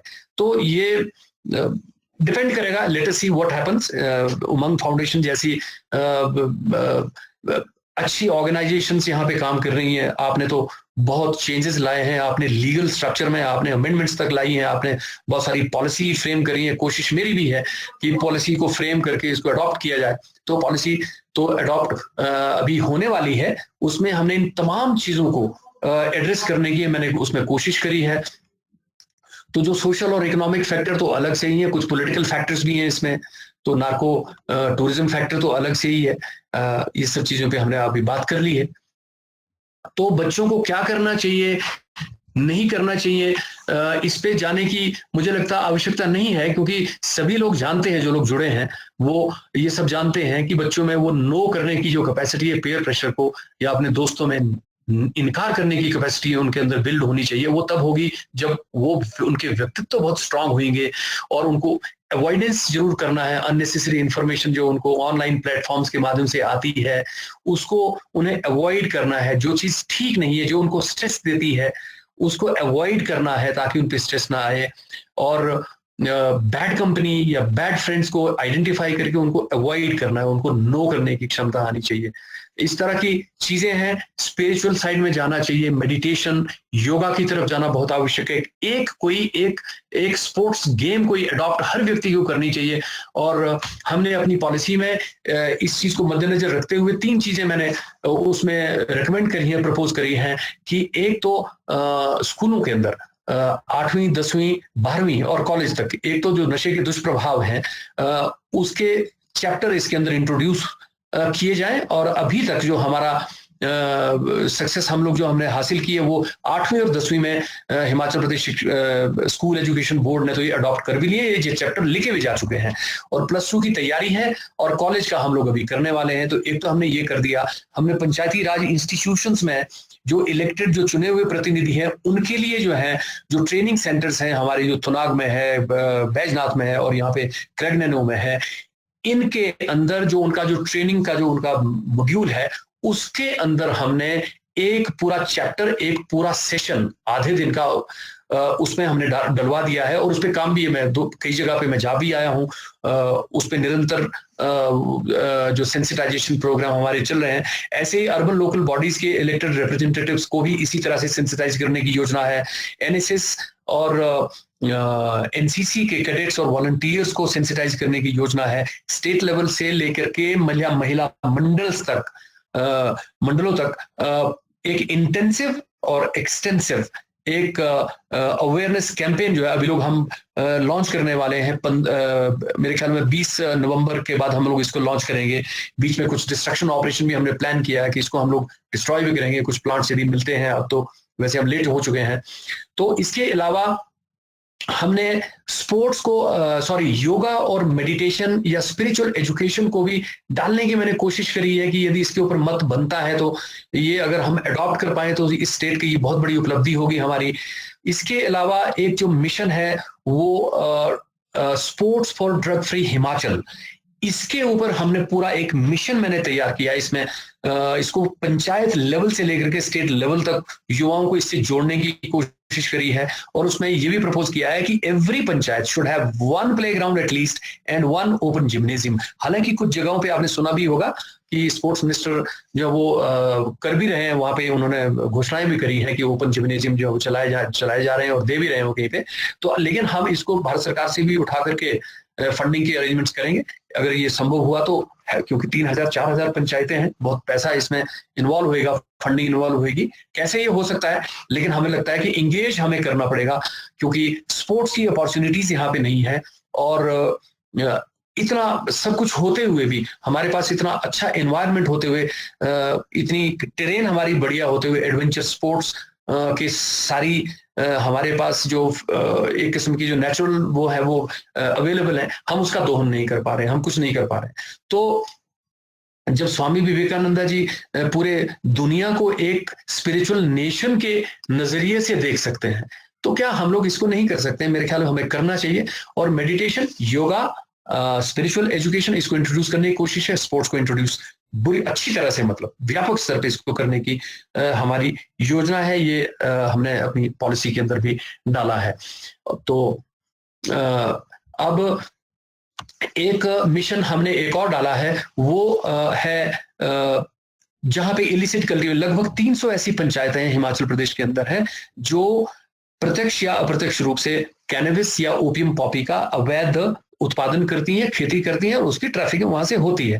तो इन समुदायों को या इन पंचायतों को, इन किसानों को जो गरीब हैं, जो एलिजिबल हैं, उनको आइडेंटिफाई करके, सर्वे अंडरटेक करके, स्टडीज रिसर्च करके, उनको फ्रेम करके एक प्रोजेक्ट के अंदर फ्रेम करके हम लोग United nation office on Drug and crime से कोलैबोरेट करके हम लोग ऑल्टरनेटिव एग्रो हॉर्टिकल्चर डेवलपमेंट यानी कि ऑल्टरनेटिव लाइवलीहुड की स्ट्रैटेजी को तैयार करके इस चीज को भी, इस मॉडल को भी हम लाने वाले हैं, ताकि हम लोग लगभग ये 200-300 मीट्रिक टन जो उत्पादन है, अवैध उत्पादन है नशे का, इसको हम खत्म कर पाए, इसको हम रोक पाए, ड्रास्टिकली रिड्यूस कर पाए।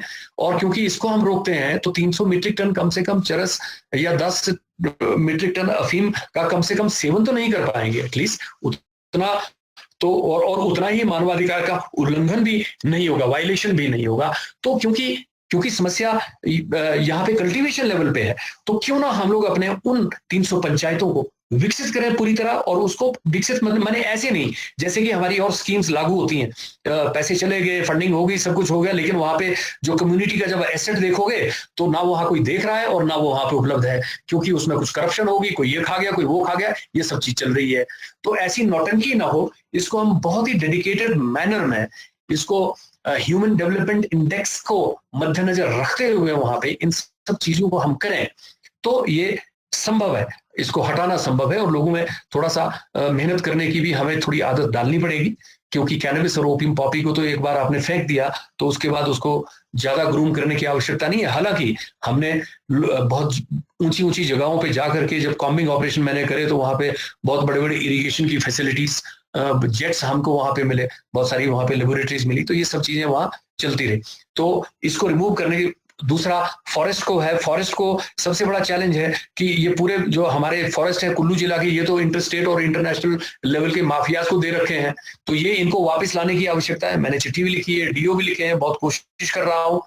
अब तो मुझे जवाब भी देना थोड़ा सा, मेरे पास जवाब ही नहीं आ रहे, अब तो सर्वे की जवाब नहीं आ रहे, लेकिन अभी मैंने बहुत जोरदार तरीके से इसको रखा है और अब वो इसके जो है सर्वे अब हमारे तक आएंगे।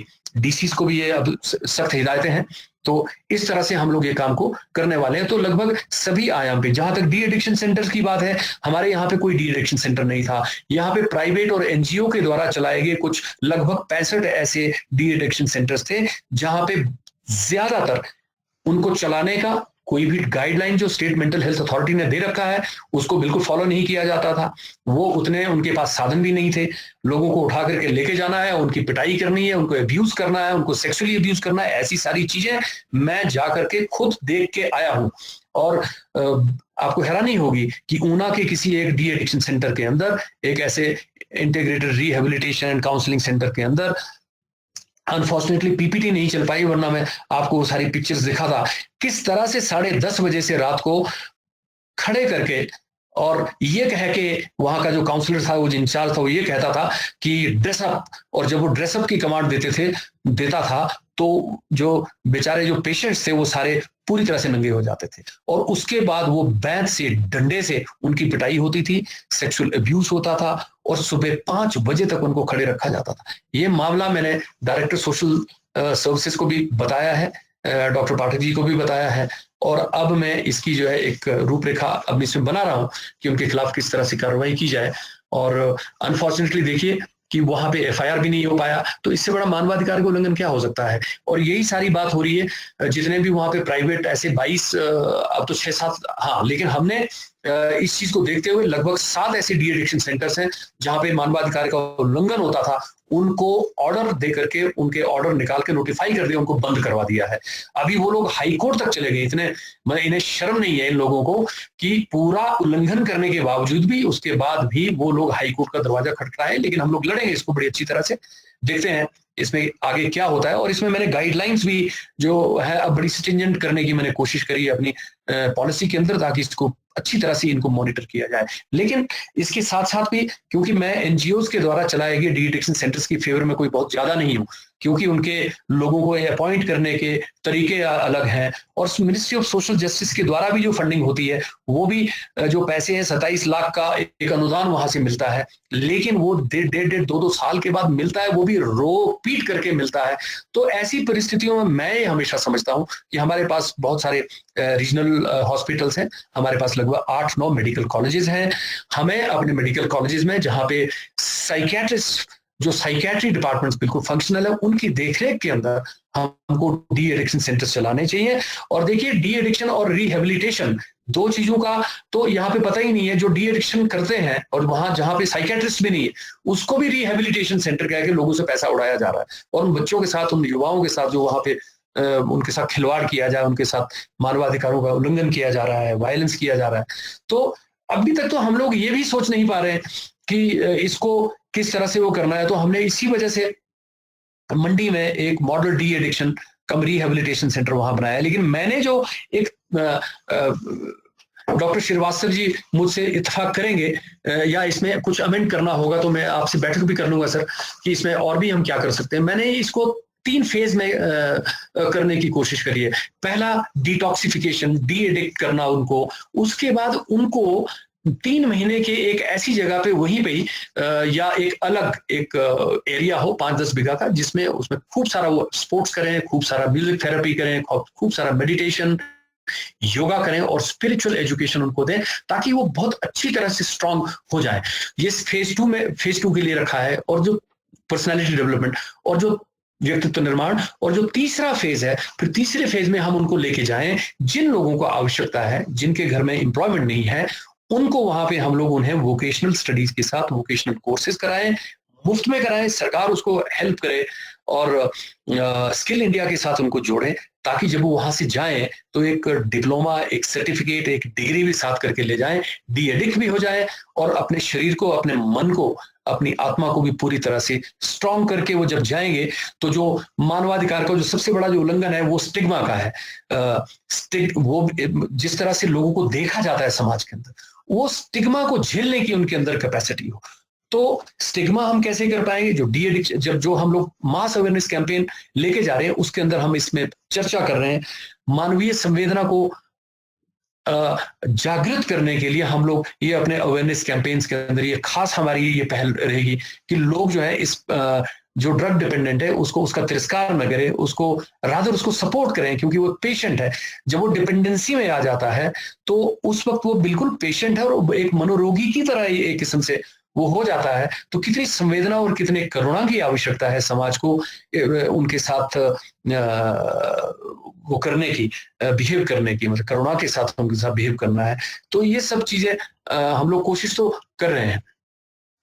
तो मैं यही समझता हूं कि जो मैंने इश्यूज को सारे जितने भी जो सेगमेंट्स हैं इसके, मैंने वो आपको बताने की मैंने कोशिश करी है। और कुछ ऐसे मानवाधिकार उल्लंघन के कुछ मामले एक डिस्ट्रिक्ट से आए थे। मैंने देखा है किसी डी एडिक्शन सेंटर, मुझे एक बच्चा मिला 18 साल का, और वहां पे पता चला कि दो अधिकारियों ने उसको उठाया और क्योंकि वो डिपेंडेंट था तो उनको ये मालूम था कि ये इसका चिट्टे का सेवन करता है, तो उसको लिया और डिटेन किया उसको लगभग 2 दिन के लिए, और उसके माँ बाप से 5 लाख रुपए लेने का प्रयास हुआ, लेकिन जब उनके माँ बाप को दे नहीं पाए तो मुझे ये पता चला कि वहां पे 4 ग्राम उसके ऊपर वो चिट्टा इंपोज किया गया, उसके ऊपर केस करा गया और उसको जेल किया गया।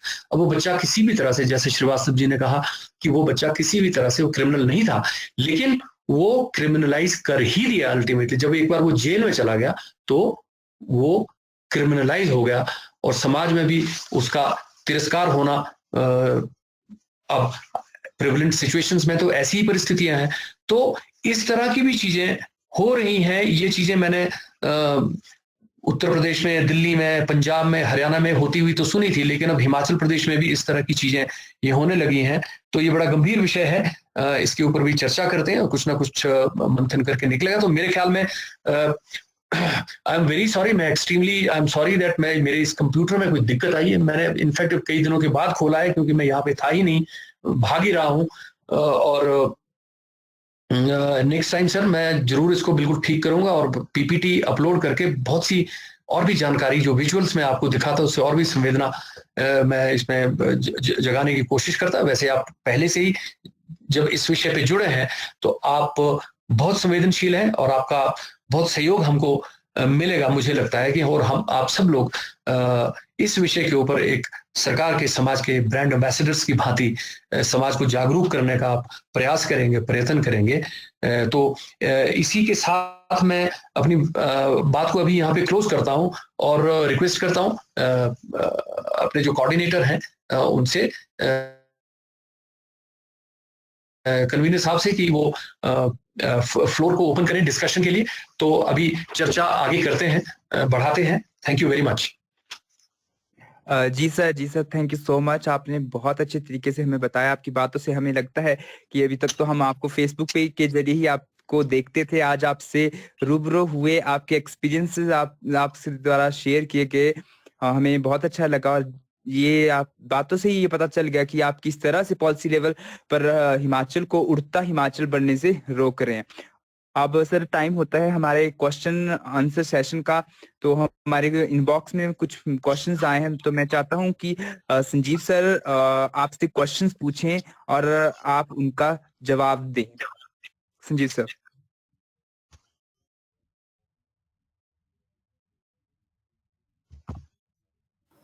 हेलो, नमस्कार sir. First of all sir thank you. आपने बहुत ही एक हमारे लिए एक बहुत अच्छा सेशन था सो मेरी स्क्रीन विजिबल है क्या सर? एक सेकंड। हाँ, आपकी स्क्रीन विजिबल है और मैं ये इन कॉल मैसेजेस भी देख रहा हूँ और मुझे लगता है वही आपके पास है ना? हाँ जी सर। हाँ, तो ठीक सर है। हम फटाफट क्वेश्चन लेते हैं। सबसे पहले हाँ जी, हेमराज राणा जी पूछते हैं कि हमारे युवा वर्ग नशे को रोकने के लिए हम अपनी अहम भूमिका कैसे निभा सकते हैं और समाज में कैसे जागरूकता ला सकते हैं? कृपया हमें अनुग्रह करने की कृपा करें। जी हाँ, ये मुझे लगता है कि ये अब इशू ही युवाओं का, मैं तो बड़ा सीधा कहता हूं कि देखिए, ये जो दुश्मन है ना, ये जो पाकिस्तान से या उधर से पूरी दुनिया से वो घूम फिर करके जो हमारी गली में आ गया, हमारे घर पे पहुंच गया, हमारे दरवाजे पहुंच गया, ये बेसिकली क्योंकि भारत एक युवा देश है और युवा देश को खत्म करने की साजिश है, हमारे भविष्य को बर्बाद करने की एक साजिश है।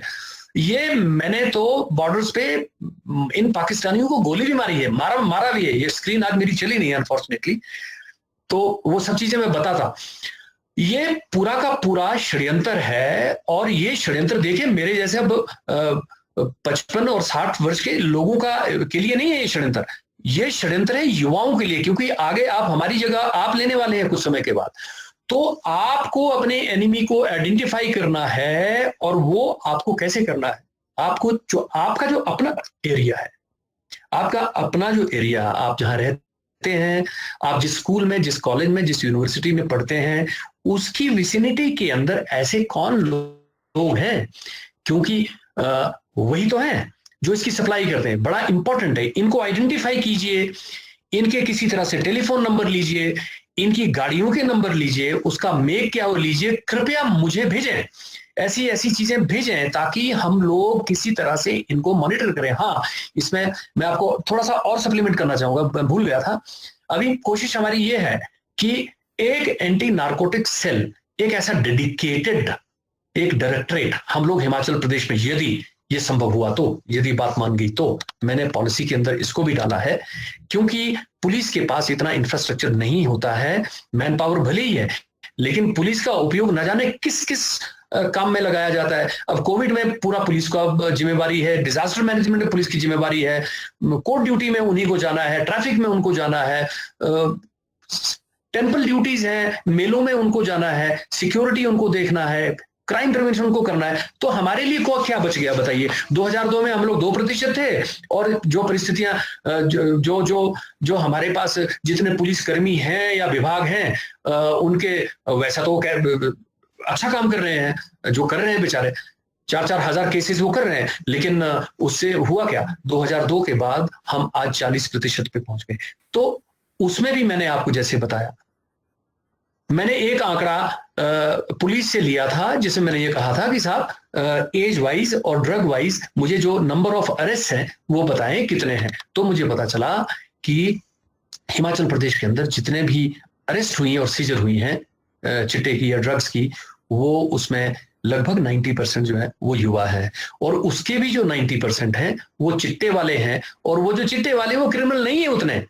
उसमें मुझे नहीं लगता कि 5% से ज्यादा कोई क्रिमिनल उसमें होगा, कोई या 10% से ज्यादा कोई क्रिमिनल होगा। बाकी सब ड्रग यूजर हैं।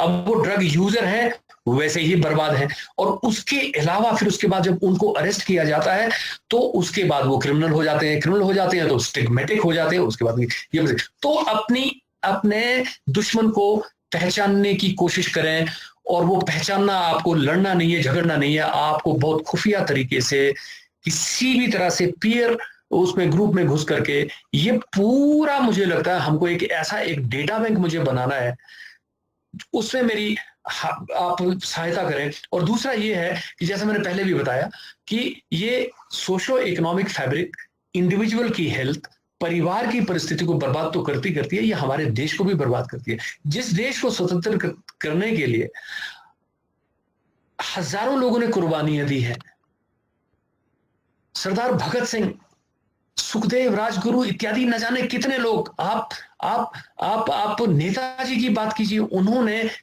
क्या सोचा होगा कि क्या ये देश, इसको हम इसलिए आजाद करवा रहे हैं, उन्होंने इतनी बड़ी कुर्बानी इसलिए दी कि हम लोग यहाँ पे सोए पड़े रहे, अंतरराष्ट्रीय षड्यंत्र का हम लोग एक हिस्सा बन जाएं, है ना?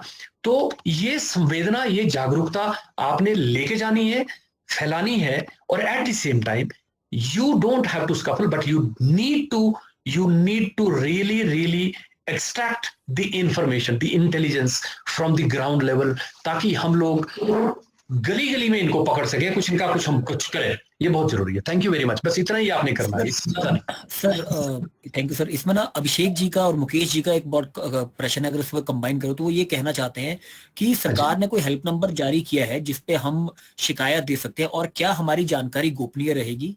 बिल्कुल बिल्कुल। एक तो आपकी जानकारी गोपनीय रहेगी। पिछली नशा निवारण बोर्ड की बैठक में डीजी साहब ने ये कहा भी था कि साहब हमने एक ड्रग फ्री ऐप लॉन्च किया है। ड्रग फ्री ऐप में भी आप जा सकते हैं, तो स्टेट पे आप वहां डाल भी सकते हैं, और वैसे भी आप इसको मुख्यमंत्री हेल्पलाइन में भी डाल सकते हैं, ऐसा कुछ नहीं है।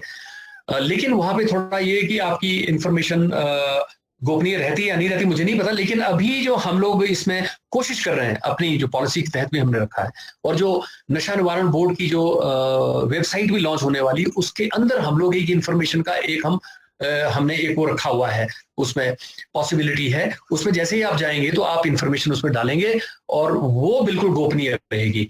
और नहीं तो कृपया, अभी हम लोग लगभग 30 के करीब हम लोग जुड़े हुए हैं, तो opsharma42@gmail.com या HP नशा निवारण बोर्ड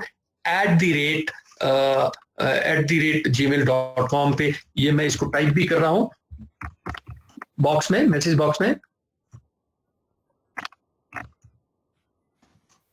जी सर। HP नशा निवारण बोर्ड @gmail.com पे वो पूरी सूचना आप मुझे दें, और यहां पे आपकी इंफॉर्मेशन टोटली जिसको कहते हैं कि वो रहेगी, गोपनीय रहेगी। और फिर वो मुझे किस तरह से किसको दे करके उसे डेवलप करना, मैं अभी बता दूं आपको कि एक मैंने अभी चंबा में जो सबसे बड़ा जो तस्कर था, वो अंतर्राज्यीय स्तर का तस्कर था, उसका इंफॉर्मेशन मैंने कलेक्ट करा इसी तरह से, और उसको क्योंकि यहाँ से CID से करवाया नहीं हो पाया, चंबा पुलिस के 2 SP बदल चुके, उन दोनों से करवाया नहीं हो पाया, नारकोटिक्स कंट्रोल ब्यूरो में जाकर के बैठक करी, उनको ये दिया, उन्होंने 3 महीने के अंदर उसको 4 महीने के अंदर उसको उड़ा दिया। अभी वो मेन आदमी अभी जेल के भाग चुका है, लेकिन उसके 2 लोग 25 किलो के साथ पठानकोट में मैंने पकड़वा भी दिए हैं। इस तरह के मैंने और भी कई जगह पर, मैंने बिलासपुर में भी ऑपरेशन करवाए हैं, कांगड़ा में भी कराए हैं, कुल्लू में भी कराया है, तो ये चल रहा है, ये निरंतर। तो आपकी इंफॉर्मेशन बिल्कुल गोपनीय रहेगी, और सर भी वो करंट कोई हेल्पलाइन नंबर अभी नहीं है, मतलब कोई नहीं। HP नशा निवारण बोर्ड का अभी वेबसाइट जो है वो लॉन्च होने वाली है 10-15 दिन के अंदर। तो जैसे ही आप HP नशा निवारण बोर्ड पे जाएंगे, हमारी वेबसाइट पे जाएंगे, तो आप अपने आप ही वहां पे पहुंच जाएंगे। और मुझे लगता है कि उस पे आप जानकारी शेयर करें तो ज्यादा अच्छा रहेगा, क्योंकि वो गोपनीयता जो सबसे बड़ी आवश्यक चीज है, क्योंकि उससे नहीं तो सिक्योरिटी इश्यूज बहुत है, क्योंकि अभी इतना फैल गया है कि सिक्योरिटी इशू एक बहुत बड़ा इशू है। तो कृपया आप ऐसे जोखिम ना उठाएं। मेरा टेलीफोन नंबर भी है 9418400036 और 8219683335। मेरे पास इंफॉर्मेशन जो आएगी, मैं पक्का व्यक्ति हूं इंटेलिजेंस का, आप चिंता ना करें, बिल्कुल मुझे इंफॉर्मेशन आप दें, मैं उस ऑपरेशन को करवाऊंगा और आप देख भी लेंगे कि उसके ऊपर एक्शन भी हुआ। Thank you. नेक्स्ट है विनोद शर्मा। नशे से दूर रखने के लिए, नशे के आदी हो चुके युवाओं। ईशान चौहान जी का एक क्वेश्चन है, what is the Ishan Chauhan ji का क्वेश्चन था, what is best way to overcome this addiction? See, if you are an addict, sorry drug dependent, ये एडिक्शन है ना, आई एम सॉरी, ये तो आगे sir, what is the best way to overcome this addiction? Sir Ishan Chauhan ji पूछ रहे हैं sir. हाँ, मैं वही कह रहा हूँ कि यदि कोई, यानी कि ये प्रश्न तो ये बताता है कि वो कोई एडिक्ट है तो उससे कैसे निकल सकता है बाहर, ठीक है, यही है ना प्रश्न। तो बेस्ट वे ये है कि पहले तो अपना उपचार कराएं साइकियाट्रिस्ट के सुपरविजन में, नंबर 1, काउंसलिंग कराएं, नंबर 2, और तीसरा योग, स्पोर्ट्स, योगा और स्पिरिचुअल एजुकेशन कहीं से यदि आप लेते हैं और तो आप 101% एडिक्शन से बाहर हो जाएंगे। लेकिन प्राइमरीली सबसे पहले आपको साइकियाट्रिस्ट के पास जाकर के पहले अपना उपचार करवाना बड़ा आवश्यक है, ताकि आपका बॉडी डिटॉक्स हो जाए। एक बार जो जहर जो इसका इम्पैक्ट है उसको पहले किसी तरह से खत्म किया जाए। अब वो डिपेंड करता है कि आप क्योंकि आप कितनी समय से नशा कर रहे हैं, तो उससे ऊपर वो निर्भर करता है। मतलब it may take 1 month, 2 month, 4 month, 6 months, है ना, वो डिपेंड करता है कि कितना इंटेंस इसका यूज हुआ है ना। तो इस तरह से आप करें। जी सर। जी सर, सवीना जहान जी ने पूछा है कि सर आपके अनुसार ड्रग्स और पॉलिटिक्स में क्या कोई रिलेशन है, क्योंकि आए दिन हम देखते हैं कि राजनेता उनके बच्चे नशे में धुत होते हैं पर उन पर कभी कोई कार्रवाई नहीं की जाती सर। नहीं, ऐसा नहीं है, कार्रवाई होती है। मैं आपको बताऊं कि बड़े बड़े तस्कर, एक मैं तो नारकोटिक्स ब्यूरो से जब वापस आया उसके बाद एक साजी मोहन करके एक आईपीएस अधिकारी थे, उन्होंने मालखाना से हमारी ही पकड़ी हुई 105 किलो हीरोइन में से 36 किलो हीरोइन लेकर के वो फिल्म इंडस्ट्री में जाके बेच रहे थे, उसे पकड़ा गया। ऐसा नहीं है, एक्शन होता है। लेकिन जहां तक आपके प्रश्न का सवाल है सवीना जी कि ड्रग्स और पॉलिटिक्स में कोई रिलेशनशिप है, ड्रग और पॉलिटिक्स का रिलेशनशिप से इनकार नहीं किया जा सकता है, हो भी सकता है, लेकिन सभी के साथ ऐसा नहीं है। हमारी एजेंसीज के अंदर ब्लैक शीप, काली भेड़े हैं, ये होता है, ऐसा प्रूव हो चुका है। बहुत सारे, मेरे अपने ही समय में नारकोटिक्स कंट्रोल ब्यूरो के 2 अधिकारियों को अरेस्ट करना पड़ा था, ठीक है, बीएसएफ के एक कर्मचारी को अरेस्ट करना पड़ा था, पंजाब पुलिस के एक कर्मचारी को अरेस्ट करना, मेरे ही समय में ये तो सब हो गया था, तो मैंने ये सब कुछ देखा है। तो ये करप्शन का मामला है बेसिकली, और ओवरनाइट पैसा बनाने का और रोल मॉडल बनने का है, और पावर को ये क्रिमिनलाइजेशन ऑफ पॉलिटिक्स आपने सुना ही होगा। तो जनरली क्या होता है कि जो ड्रग माफियाज या कार्टल्स में जो लोग काम करते हैं, ये धीरे धीरे ये फिर पावर को एज्यूम करने के लिए ये पॉलिटिक्स में जाने की कोशिश करते हैं। तो यदि वो वहां पे अपनी पॉलिटिक्स में अपना वो जमा गए तो समझ लीजिए रिलेशनशिप तैयार हो गया। अगर वो नहीं हुए, अगर पब्लिक ने उनको नहीं भेजा, ये अल्टीमेटली डिपेंड किस पे करता, पब्लिक पे करता। पब्लिक को हमेशा पता होता है कि कौन आदमी कैसा है, तो उनको पब्लिक को चाहिए कि ऐसे लोगों को राजनीति के अंदर ना भेजें, ये बहुत आवश्यक है। और जहां तक धुत रहते हैं अय्याश लोग तो हैं ही। अभी क्रूज में क्या हुआ, शाहरुख खान के बेटे, अब शाहरुख खान तो बेचारे पिता हैं, बेचारा ही कहूंगा, लेकिन क्योंकि अब वो भी सेवन तो करते हैं, सिगरेट बहुत पीते हैं वगैरह वगैरह, तो जो आपको मालूम है कि बॉलीवुड में क्या चलता है, सब कुछ धीरे धीरे निकल रहा है। तो वहां से वो बच्चे जो है वो उसका अनुसरण करते हैं, उनको रोल मॉडल मानते हैं, और इसी तरह से ये सब चलता है। और कहीं पे कार्रवाई होती है, कहीं पे कार्रवाई नहीं होती है। अच्छा देखिए, जहां तक कार्रवाई का सवाल, एक और भी बात बता दूं, एक ऑपरेशन यदि अच्छा बड़ा करना है आपको तो 6 महीने लगते हैं। पिन पॉइंट इंफॉर्मेशन का होना बड़ा आवश्यक होता है। जनरलाइज्ड या जनरल इंफॉर्मेशन को इंटेलिजेंस हम नहीं कह सकते हैं, और उसको कन्वर्ट भी नहीं किया जा सकता। आपने देखा होगा कि अभी आर्यन खान के केस में भी कितना ज्यादा इसमें परेशानी हुई है। इस चीज को अभी बेल तक पहुंचने में ही इतनी परेशानी हुई। तो ये इतना आसान भी नहीं होता है, मैंने कार्टल्स तक पहुंचना डिफिकल्ट होता है। लेकिन मैं कहता हूं अगर तैयारी हो सरकार में मैकेनिज्म की, ड्रग लॉ इन्फोर्समेंट एजेंसी की, पहुंचा जा सकता है। डीआरआई भी हजारों किलो के केसेस पकड़ लेते हैं, उनको इंटरसेप्ट करते हैं। जी सर, विनोद शर्मा जी का भी कुछ इसी से रिलेटेड है कि क्या नशे में नेता और पुलिस का हाथ रहता है जिससे कारोबार चिट्टे का बढ़ रहा है, ये सच्चा है? देखिए आप इस बात को मानेंगे कि हमारे नेता, हमारी जुडिशरी, मेरे जैसे नेता या अधिकारी, ठीक है, या पुलिस ऑफिसर या इन्फॉर्मर या फिर राष्ट्रवादी लोग, जो अच्छा करने वाले लोग भी, अच्छे लोग भी कहां से आते हैं? अल्टीमेटली समाज से ही आते हैं ना। यदि देखिए आज समस्या समाज की होगी, जब समाज अगर करप्ट हो जाए तो जो समाज है वो अधिकारी भी वैसे निकालेगा, नेता भी वैसे निकालेगा, ठीक है। तो ये इसीलिए मैं कहता हूं कि ये मुद्दा समाज का ज्यादा है। समाज को इसके ऊपर सोचना है। ब्लेम गेम से कोई बात चलती नहीं है। इस पुलिस अधिकारी ने, उसने नहीं किया, ये नहीं किया, हमने क्या किया, ये बड़ा इंपॉर्टेंट है।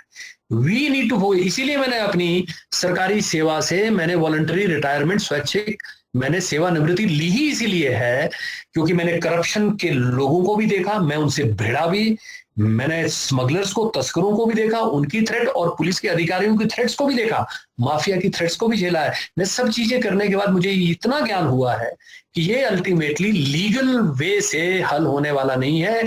ये समाज का इशू है, समाज का ही ये एनिमी है, समाज का ही इशू है, समाज को इसको हल करना पड़ेगा। Thank you. मैंने पहले भी कहा कि जो ब्लैक शीप है ना वो सिस्टम के अंदर, वो हर परिवार में आप देखेंगे कि सभी बराबर के नहीं होते, एक सीधे चलता है तो एक उल्टा भी चल जाता है। तो ये इसकी संभावना हमेशा रहती है। हर जगह में, चाहे पॉलिटिक्स हो चाहे इन्फोर्समेंट एजेंसीज में, आए दिन ऐसी चीजें होती है, लोग पकड़े जाते हैं। पंजाब में तो पिछली जो पंजाब में जो सरकार है, कैप्टन अमरिंदर ने तो बहुत खुली छूट दे रखी थी डीजीपी को, जो एटीएस जो जो एटीएस जो है पंजाब पुलिस की है, उनको पूरी तरह से उन्होंने वो ऑथराइज किया था कि कोई भी अधिकारी है यदि संलिप्त पाया जाता है उसको जेल में डालो, और उन्होंने करे भी हैं, और उन्होंने बहुत कंट्रोल भी करा था। ये बड़ा हर्ष का विषय है वैसे, मतलब हमको अपलॉड करना चाहिए उनके इस एफर्ट का, भले ही वो किसी भी राजनीतिक दल के हों, लेकिन जो अच्छा काम किया गया है उसे सराहा जाना चाहिए। जी, इसमें सच्चाई है कि ऐसा रहता है। Thank you. राजपाल जी, तो राजपाल जी हमें कैसे पता चलेगा कि किसी ने चिट्टे का पहली बार, राजपाल जी पूछते हैं कि हमें कैसे पता चलेगा किसी ने चिट्टे का पहली बार नशा किया हो, तो फिर कैसे? देखो, वाकई में ये तो बड़ा मुश्किल है कि हमें ये पता नहीं चल पाएगा कि उसने चिट्टे का नशा किया, लेकिन यदि उसकी रोजमर्रा की जो दिनचर्या है, यदि उसमें डिस्टरबेंस काफी हो गई है और वो पैसा बहुत ज्यादा लेके जा रहा है घर से, तो आप समझ लीजिए वो इसकी तरफ बढ़ रहा है, क्योंकि यही एक नशा है जो सबसे महंगा है।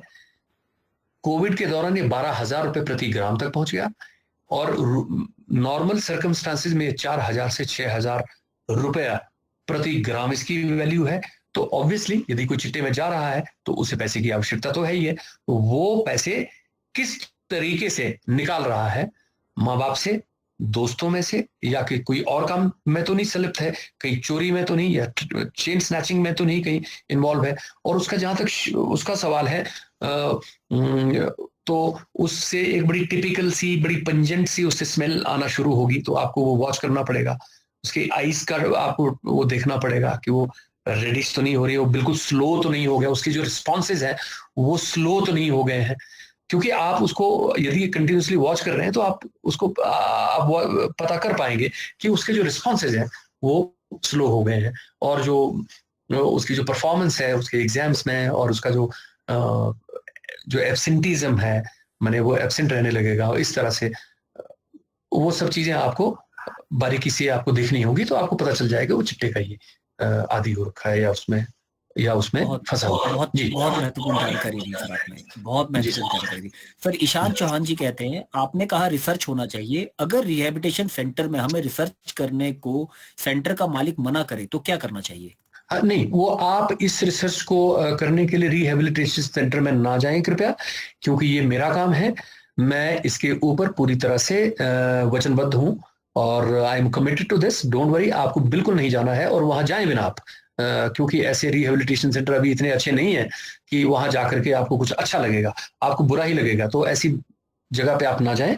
ये हम लोग अपने तरीके से जो इसके स्टैंडर्ड जो गाइडलाइंस हैं उसको रिसर्च के हम लोग उसको अपना करके इसका पूरा फंडिंग करवा करके इसको हम लोग करने वाले हैं, क्योंकि अति आवश्यक है, तो इसको हम लोग कर रहे हैं। We are on job, so you don't have to do it. Thank you. ठीक है सर। सर एक क्वेश्चन मेरा भी था, देवाचार्य जी हमारे साथ जुड़े हैं जी। हाँ जी सर, वो क्वेश्चन एक्चुअली वो चैट बॉक्स के मैं भी दोबारा पढ़ लेता हूँ। एक्चुअली मैंने ना ये कुछ नोट कर दिया। योगाचार्य जी जो खेल संघ के सर ये उपाध्यक्ष भी है जी, हाँ, इन्होंने सर कुछ लिखे हैं सजेशन कि भारत को विश्व गुरु बनाने से रोकने के लिए पड़ोसी देश चीन, पाकिस्तान आदि भारत में भेज रहे नशीले पदार्थ और योग, ध्यान, आध्यात्मिक विद्या से प्रचार से युवाओं को नशे से बचाया जा सकता है। पंचायत स्तर पर लोगों को जागरूक करने की आवश्यकता है। तीनों चीजें जो है मैंने drug integrated drug prevention policy में लिख रखी हैं। तो विनोद जी आपका बहुत बहुत धन्यवाद। कम से कम मुझे एक चीज का तो पता चल गया कि मैं जिस तरह सोचता हूं वो दिशा मैंने ठीक ही पकड़ी है। ये आपने मुझे ये सर्टिफिकेट भी दे दिया, इसका मतलब है आई एम वेरी हैप्पी, बहुत खुश हूं इस बात से। हेलो हेलो हेलो जी। Sorry to interrupt you sir, मेरा भी एक क्वेश्चन था, मैं चैट बॉक्स पे डाल नहीं पाया, सॉरी। हाँ प्लीज प्लीज। सर मैं ये पूछना चाहता हूँ कि अगर कोई मेरा फ्रेंड सर्कल है, तो जैसे मेरा फ्रेंड सर्कल काफी वास्ट है, तो कहीं से मुझे हिंट पता चलता है कि कोई मेरा फ्रेंड इस एक्टिविटी में इन्वॉल्व है, तो मैं इंडिविजुअल लेवल पे उसकी हेल्प कैसे कर सकता हूँ कि मुझे उस पुलिस को अप्रोच करना चाहिए या किसी स्पेशलिस्ट को अप्रोच करना चाहिए? तो उसके रिगार्डिंग आप कुछ अवेयर करवा दे तो। देखिए, यदि वो ड्रग पेडलिंग में इन्वॉल्व है तो पुलिस को या अब स्टेट एक्साइज में जो विंग बनेगा उसको, है ना, उस डिपार्टमेंट को आप दें। लेकिन यदि वो इससे पीड़ित है और उससे छूट नहीं पा रहा है तो कृपया आप मुझे संपर्क करें ताकि मैं आपको एक अच्छे डी एडिक्शन सेंटर का आपको मैं एड्रेस बताऊं और वहां मैं बात करूं ताकि उसको वहां पे भेजा जाए। Okay sir, thank you sir. जी हाँ, ये बहुत आवश्यक है क्योंकि ठीक जगह पे यदि वो जाएंगे तो वहां पे उसका उपचार भी होगा और ठीक भी हो जाएंगे, गलत जगह पे न जाए। जी यस सर, अगर मान लीजिए अगर मैं पुलिस के पास जाता हूँ या कहीं भी जाता हूँ तो उसके फ्यूचर को थोड़ा मतलब वो मेरा दोस्त भी एक साइड से मुझे उसे उसका फ्यूचर भी सेव करना है, तो कहीं पुलिस उस पर कोई एक्शन ना ले या कोई उसकी, तो काफी चीजें होती है ना सर। हाँ हितेश जी, देखिए पुलिस में आपको क्यों जाना है, दो चीजें हैं। आप एक चीज समझिए ना, पुलिस के पास हम जाते हैं, पुलिस का काम क्या है primarily, what is the job of police? The job of police is to develop intelligence, collect information and do an operation and seize the narcotics and arrest the accused, fine, and do justice with, ultimately deliver the justice, fine.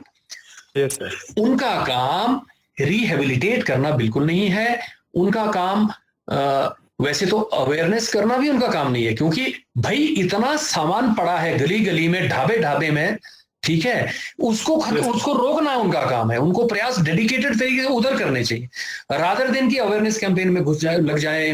ठीक है, कभी कभार तो उनको ये करना चाहिए क्योंकि कुछ प्रिवेंटिव एजुकेशन में उनके टिप्स होंगे, क्योंकि उनके पास इंफॉर्मेशन रहती है, तो वो सजग करने के लिए, समाज के लिए वो करें, वो बहुत जरूरी भी है।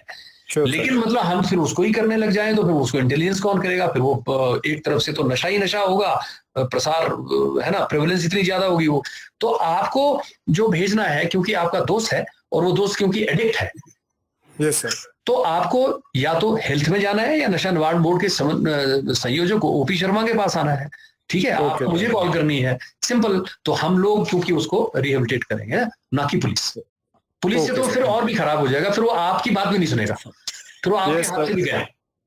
यस सर, एक फैमिली रिस्पेक्ट होती है तो फिर वो उसी के अकॉर्डिंग सर वैसे तो।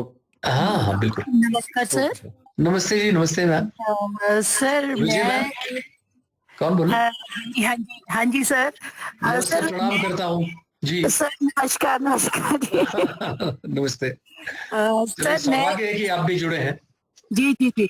सर मेरा एक सजेशन था इसमें कि जो हम ये बच्चों के साथ तो काउंसलिंग कर रहे हैं, हाँ जी, लेकिन इसके साथ सर पेरेंट्स की काउंसलिंग इज वेरी इंपॉर्टेंट जी, क्योंकि पेरेंट्स इस चीज को एक्सेप्ट करने के लिए तैयार नहीं होते हैं कि जो बच्चे हैं, मेरा बच्चा नशा ले रहा है और नशे में इन्वॉल्व है, क्योंकि वो जो सोशल स्टिग्मा उनके ऊपर लगता है ना जी, पेरेंट्स जो है वो सोशल स्टिग्मे से बचना चाहते हैं, अपनी बात को घर से बाहर नहीं निकालना चाहते, जिसकी वजह से कई बार जो बच्चा है वो इन आदतों में पड़ के अपनी जिंदगी खराब कर लेता है, वो उनको प्रेशर है। तो मैं ये समझती हूँ सर कि इसमें जैसे आप बहुत वर्कशॉप्स ऑर्गेनाइज कर रहे हैं, बहुत अच्छा काम कर रहे हैं, नो डाउट, बट सर इसमें अगर पेरेंट्स को इन्वॉल्व किया जाए ना, क्योंकि आजकल की डेट में सर सब अपने अपने काम में बिजी हैं, सब पैसा कमाने में बिजी हैं, मदर भी फादर, बच्चों को सुनता और बच्चों के साथ ना कोई बैठ के उनकी कोई एक्टिविटी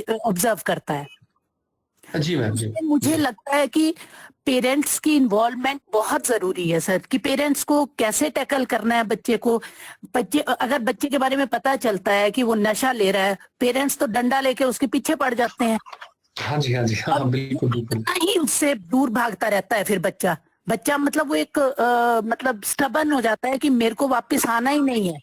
तो उनको पेशेंस बरतनी है उस वक्त, कैसे उनको हैंडल करना है, वो चीजें सर मैं सोचती हूँ कि बच्चों पेरेंट्स को बताना बहुत जरूरी है, और वो एक्सेप्ट करें कि उनका बच्चा ऐसे नशे की आदत में जा चुका है और उसको उसकी जिंदगी को कैसे बचाना है, कैसे आपने मूव करना है आगे, वो चीजें सर पेरेंट्स को मेरे ख्याल से बतानी बहुत जरूरी है।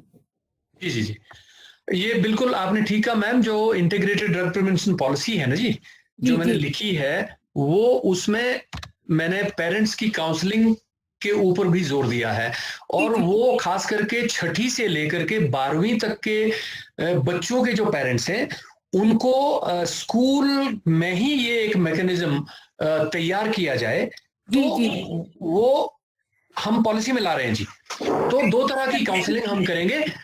एक तो बच्चों की निरंतर, वो तो हमने सिलेबस में डाल दिया, और तो सिलेबस के माध्यम से तो होता ही रहेगा, और उसके बाद जो काउंसलिंग सेशन चलेंगे वो भी चलते रहेंगे।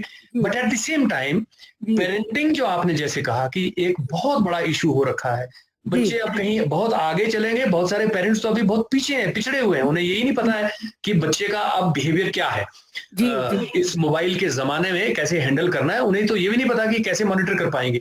तो उनको भी ये एजुकेशन देने की बड़ी आवश्यकता है। और आज की डेट में आपने बिल्कुल ठीक कहा मैम कि बस अब बच्चे पैदा कर लिए, उसके बाद जो है बस वो पैसे कमाने हैं और उनके लिए समय है नहीं, तो वो रिस्पॉन्सिबिलिटी अब पेरेंट्स भी नहीं ले रहे हैं जी। ये बहुत बड़ी मुश्किल हो गई है। तो इनको अब ये बताना भी पेरेंट्स को बड़ा जरूरी है कि साहब, यू आर अ पेरेंट, और if you are a proud parent then you have to take care of your proud children also at the same time. जी सर, मुझे तो सर इसमें लगता है कि प्री पेरेंटिंग काउंसलिंग भी बहुत जरूरी होगी आज की डेट में। हाँ जी, हाँ जी, जरूरी नहीं होगी, ये बहुत इंपॉर्टेंट कंपोनेंट है हमारी पॉलिसी का।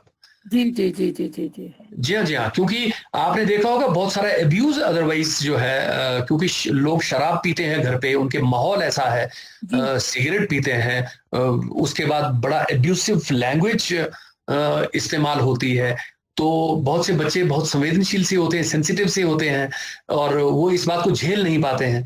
जब झेल नहीं पाते हैं तो उनके ऊपर बुरा असर पड़ता है। उसके बाद वो पीयर ग्रुप में जाने की कोशिश करते हैं to address this problem, stress level बढ़ता है, लेकिन वहां पे जाकर कुछ और मिल जाता है। जब और मिलता है तो उसके बाद उसमें और भी ज्यादा फंसते हैं। तो ये बहुत ही आवश्यक है। Thank you very much for your suggestion, we have already done it, and जल्दी हम लोग कर लेंगे इसको। Thank you sir. क्योंकि मैंने CWC में रहते हुए 3-4 लड़कियों की और लड़कियों की एडिक्शन के लिए प्रयास किए, और उनको साइकेट्रिस्ट से दिखवा के उनकी शेल्टर में रख के उन लड़कियों की डी एडिक्शन करवाई है। जी जी जी जी। इसके अलावा सर एक लेडी थी यही हमारे सोलन में, जो 20-22 सालों से ऐसे घूम रही थी, उसकी डी एडिक्शन करवाई है। तो अभी सर वो मतलब ये सारे जो बच्चे थे और वो लेडी थी, अभी काफी हद तक ये ठीक हो चुके हैं। तो मैं ये समझती हूँ कि हम संवेदनशील होके इन चीजों को करेंगे तो रिजल्ट बहुत जल्दी सामने आएंगे।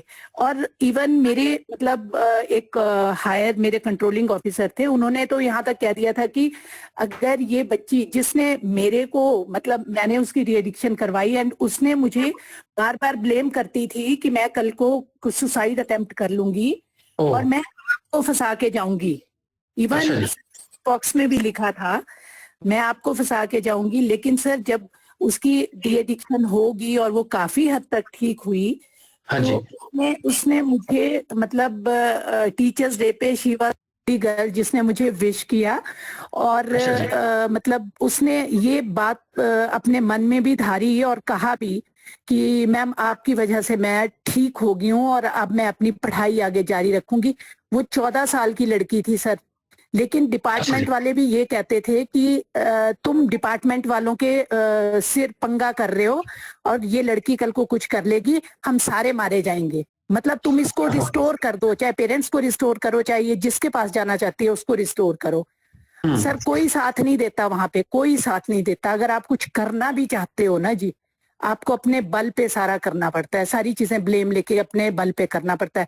इवन हमारे social Justice and women empowerment department में भी कोई इतना सेंसिटिव नहीं है सर। ये देखिए मैम, ये चैलेंजेस तो बहुत ज्यादा है। श्रीवास्तव साहब ने पहले ही इस बात का जिक्र भी किया था, उन्होंने इंडिकेशन दिया था। वो भी मानवाधिकार के लिए और स्पेशली एबल्ड उनके लिए कितना काम कर रहे हैं। उन्होंने जो चुनौतियां उन्होंने भी जो फेस करी हैं वो वही जानते हैं, थोड़ा थोड़ा मुझे भी मालूम है। और जो मैं चुनौतियां फेस कर रहा हूँ वो मैं जानता हूँ, क्योंकि मैं पब्लिक लाइफ में नहीं ज्यादा बोल सकता हूँ। नींद नहीं आती है, मतलब ये परिस्थितियां हो जाती हैं। मैंने क्योंकि मुझे ये लगता है कि मेरे जीवन का एक एक सांस बड़ी इंपॉर्टेंट है, ये कब रुकेगी ये तो पता ही नहीं है।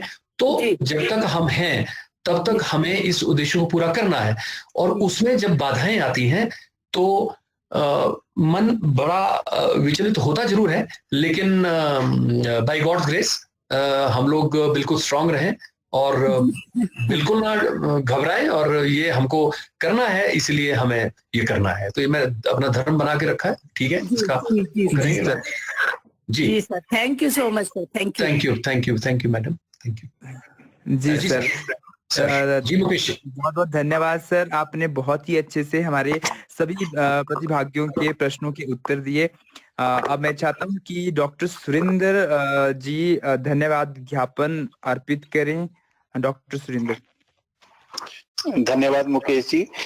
आज के हमारे कार्यक्रम के मुख्य वक्ता के रूप में हमारे साथ जुड़े श्री ओम प्रकाश शर्मा जी का मैं उमंग फाउंडेशन की ओर से धन्यवाद करता हूं कि सर आपने अभी तक अपनी लाइफ में जितने आपके एक्सपीरियंसेस थे वो आपने हमारे साथ साझा किए, जिसमें आपने जो लीगल प्रोसेस से लेकर और मानवाधिकार के साथ आप किस तरह से हम ड्रग्स के इश्यूज को देख सकते हैं, उन सारे एस्पेक्ट्स के ऊपर आपने डिस्कस किया। मल्टी डायमेंशन अप्रोच की आपने यहाँ पे बात की। डी एडिक्शन सेंटर्स में किस तरह से मानवाधिकार का उल्लंघन हो रहा है, उन सब विषयों को आपने इसमें लिया। आपने कल्चर किस तरह से हमारा हिमाचल की जब आपने स्पेशली बात की तो किस तरह से हमारा ड्रग्स की वजह से जो हमारा कल्चर जो था, ट्रेडिशनल कल्चर की जो हेरिटेज था हमारा कल्चर का, वो सारी चीजें किस तरह से ड्रग्स की वजह से खत्म हुई है। और आपने काफी अच्छा कहा सर कि ये ड्रग्स जो है वो ये कोई लीगल एस्पेक्ट्स की अगर हम बात करें तो लीगल एस्पेक्ट से देखने की जरूरत नहीं है। ये समाज का इशू है और इसे समाज को ही समझना है और समाज को ही खत्म करना है। ये काफी अच्छी बात आपने यहाँ शेयर की, क्योंकि हम लोगों का मेरा आपका मेरे दूसरे साथी से रिलेटेड इशू है कि हमारी पूरी सोसाइटी का इशू है, उसे उसको सोसाइटी को देखना है, सोसाइटी को हैंडल करके उसको सोसाइटी को ही खत्म करना है। मतलब लीगल एस्पेक्ट की हम बात करें तो उस बेसिस पे हम लोग नहीं होप रख सकते कि उसको लीगल एस्पेक्ट से ही हम लोग खत्म कर सके। काफी अच्छा आपने सर ये सारे अपने विचार रखे, इसके लिए हम उमंग फाउंडेशन की ओर से पुनः आपका एक बार धन्यवाद सर। और आज के इस कार्यक्रम में हमारे साथ अलग अलग ऑर्गेनाइजेशन से अलग अलग जगह से जुड़े हुए हमारे प्रतिभागी और उमंग की हमारी पूरी टीम को कि हमारे इस कार्यक्रम को आपने सफल बनाने में अपना योगदान दिया, इसके लिए आप सभी का पुनः धन्यवाद।